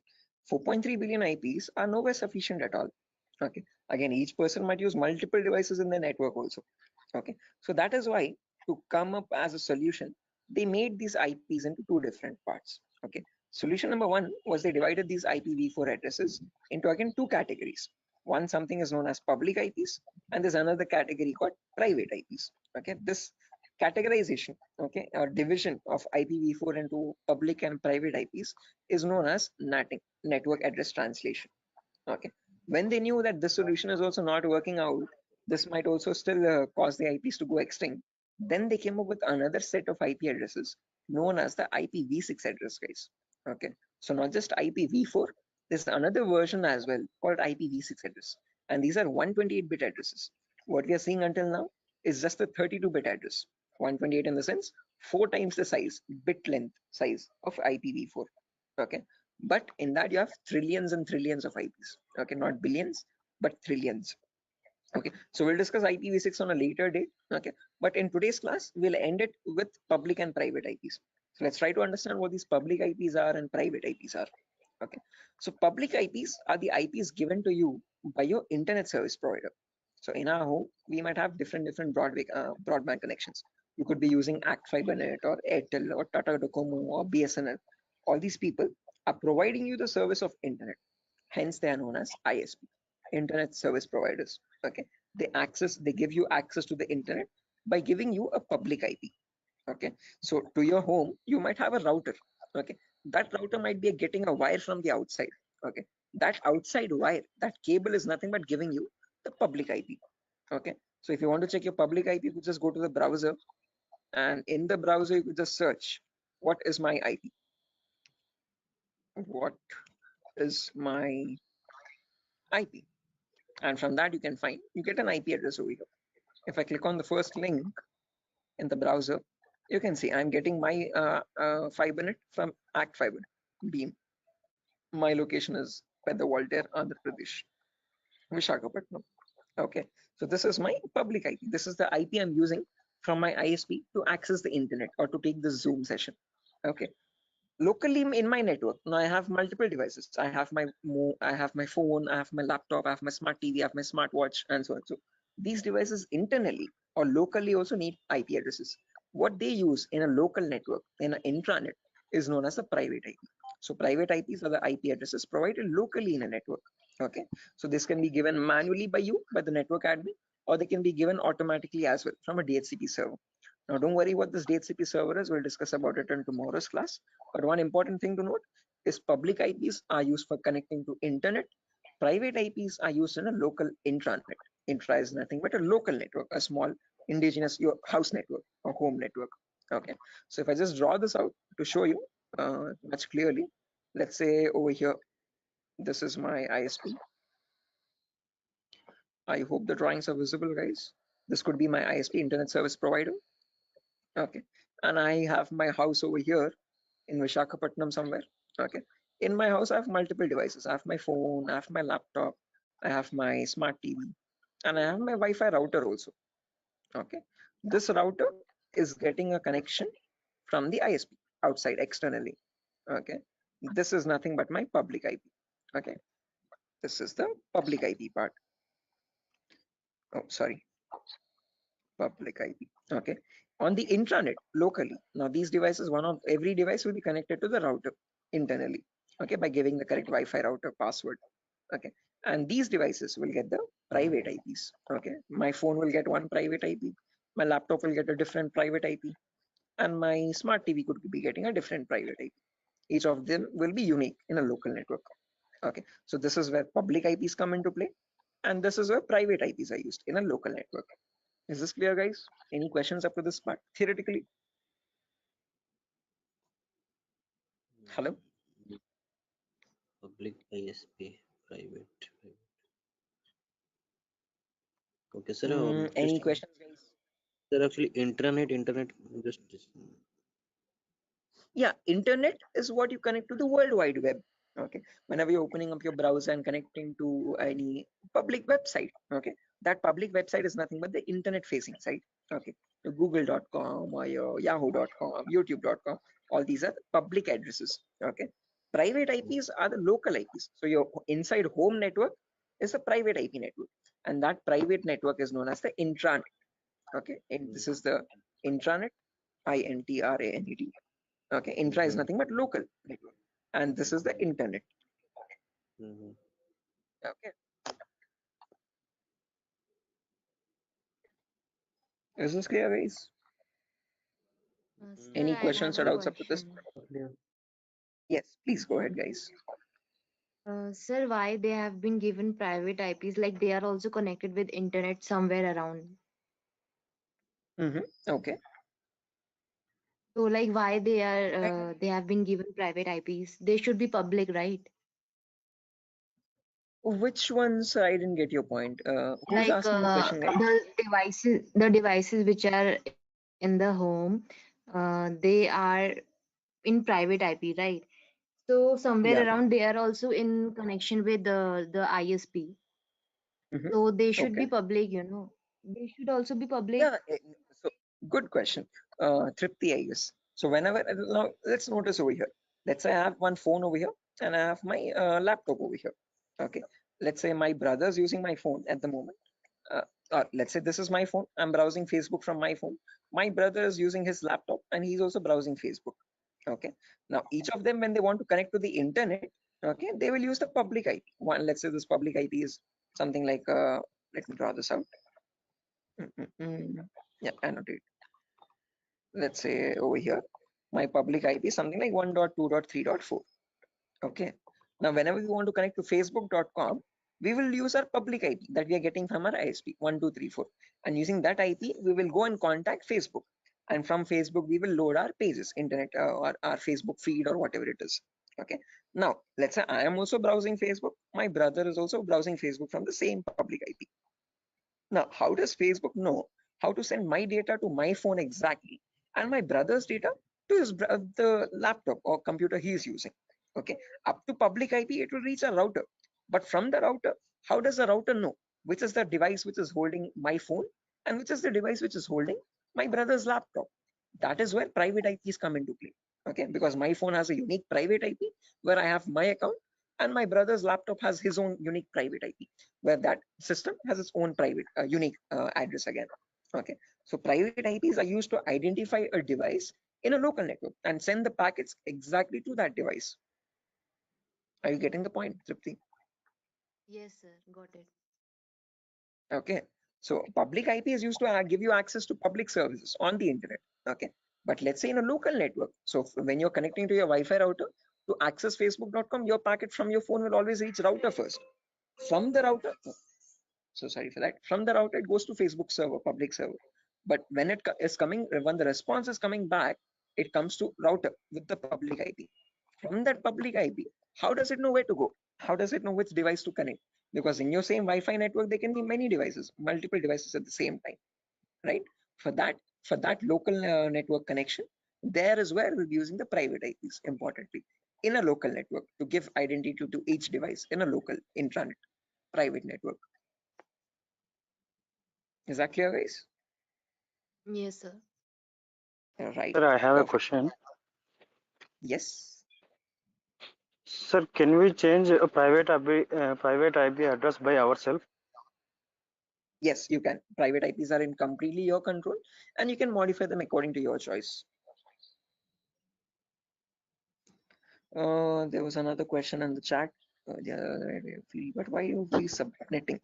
Again, Vidyadhar, subnetting is only a concept to reduce the wastage of private IPs. Again, others who don't know what subnetting is, guys, do not get confused. This is a very advanced concept. We don't need to go into that depth of networking.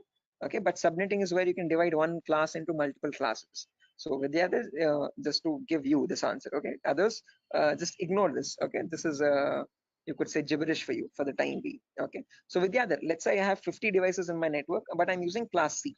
Okay, so now if I have my let's say in my organization there are two departments, one is accounting and one is sales. Okay, accounting needs 50 IPs, sales needs 50 IPs. Okay, the smallest class I can use is class C address, but in class C we can connect 255 devices. So if I remove 50 IPs from that, remaining 150 how many remaining 205 IPs are going wasted over there.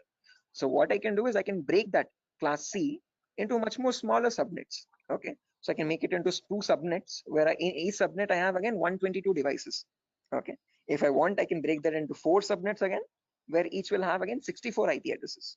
Okay, so subnetting is just use when you want to break down smaller classes and see to it that you're not wasting IP addresses. Okay, so what I can do is I can break this class C into 4 subnets. Okay, with each 62 devices each. Yeah, with the other. Sir, actually, I have a question that it is not correct or that we are saying that we are wasting IP addresses or anything else, because sir, we are we have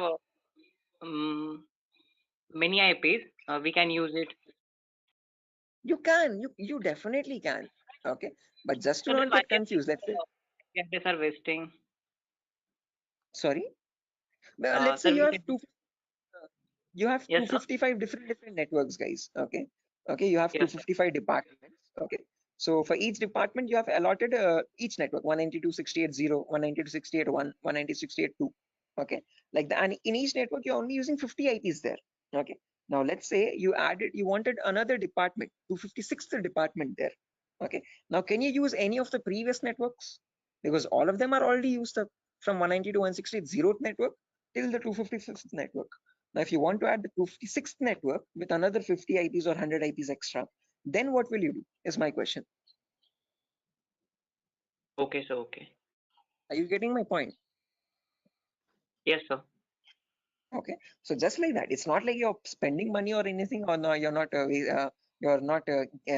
what do you say, giving any charges for the IPs that you're wasting. Okay, but just so that you have more IPs, free IPs left out, which you can allot for future services or future uses. That's what I'm talking about, not wasting IPs. Okay, I guess this is Vidyadhar only who's asking the question. Sir, Tarzan here, sir. Oh, okay, Tarzan, sure. I hope this is clear. Sir, hello. Yeah, guys. Biswajit. Sir, actually, I'm unable to get the concept of private and public, because public, you are connecting to a public server like Facebook.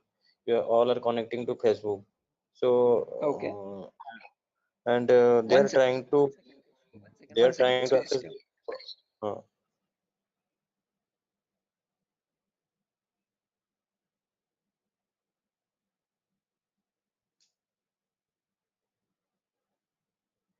Stay on hold. Just give me 1 minute, guys. I'm so sorry for that. Biswajit, just give me a minute.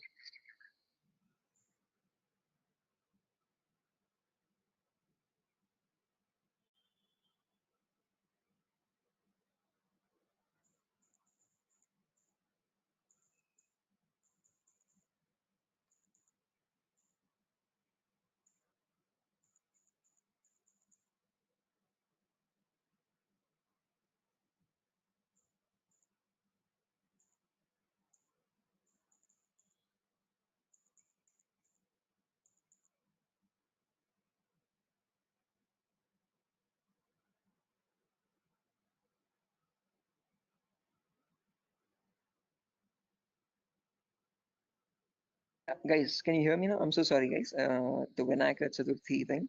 But anyways, yeah, Biswajit, to come back to your point again, as I've mentioned, just remember one key point to note is that public IPs are used to access the internet. So when you want to connect to google.com from your laptop, okay, your laptop needs to get a public IP for that. Okay, that public IP is provided to you by your ISP, internet service provider. As simple as that. Private IPs are used for a local communication. Okay, so let's say you want to share files from your laptop to your phone, okay, or from your phone to another phone in the local. okay, understood. So yeah, now when we come to private IPs, guys, again, I guess I was muted over there. As I've mentioned, if you have multiple devices in a local network, now if you want to share files or anything from one device to the other device, if you want to share files from your phone to your laptop, or from your laptop to another phone or so, Like, okay, you don't need public IP, you just need private IPs over there. look, I understood. So means like there is one IP that is public to all, and but for that against to public IP there is also private IP to work internally for the Internally, exactly. For yeah. internal communications, you have the private IP. Okay, for external, for connecting to a public service, there you would need a public IP. Okay, is that clear, guys? Yes. Right, perfect. Sure. So yeah, again, that's that for today's class, guys. Nothing further to discuss. Okay, we're already Hello. past that. Yeah, Prasad. Yeah, so sorry to ask you like this, sir. I have joined, half an hour late to the class, so I want to know the index. No worries, Prasad. I actually myself started the class 20 minutes late today, so I'm pretty sure you haven't missed much. Okay, but let me share the index as well, just since you have asked. I have shared this in the demo session a couple times earlier. I hope you have attended the demos as well. If not, No, once. no. Okay, no worries. You can access that from Durgasoft's official YouTube page as well. This is the course content, guys. Okay, so we'll have a few introductory classes first, basic networking concepts, Linux and Windows commands, Windows Server configuration, virtualization, how to install Kali Linux. After all these introductory concepts are done, then we'll go into the advanced concepts. Okay, gaining access, malware attacks, network penetration testing, web application pen testing, basic cloud security, all that. Okay, so if time permits, Prasad, please go through the YouTube demo tutorial so that you have a much better picture. In the demo, I've explained what are topics I'll be discussing in the course, what we'll be learning out throughout the course. So it's much better if you go through the demo once time permits. Okay, thanks for sharing information. Sure, definitely, guys. Again, guys, I'm gonna end the session over here for now. Before I end, I want all your email addresses. Can you please drop it in the chat box so that I can share this notepad file with you? You can go through the notepad file when time permits. Okay. And in tomorrow's class, again, I'm gonna be starting the class sharp at 8 o'clock tomorrow, guys. So sorry for the delay today, but tomorrow there won't be any delay at all. And yeah, someone asked me. Sir, I sent my email ID. Yeah, sure. I've seen that, guys. So please just drop your email in the chat box over here, and from there I can just add the notepad file. Chat box.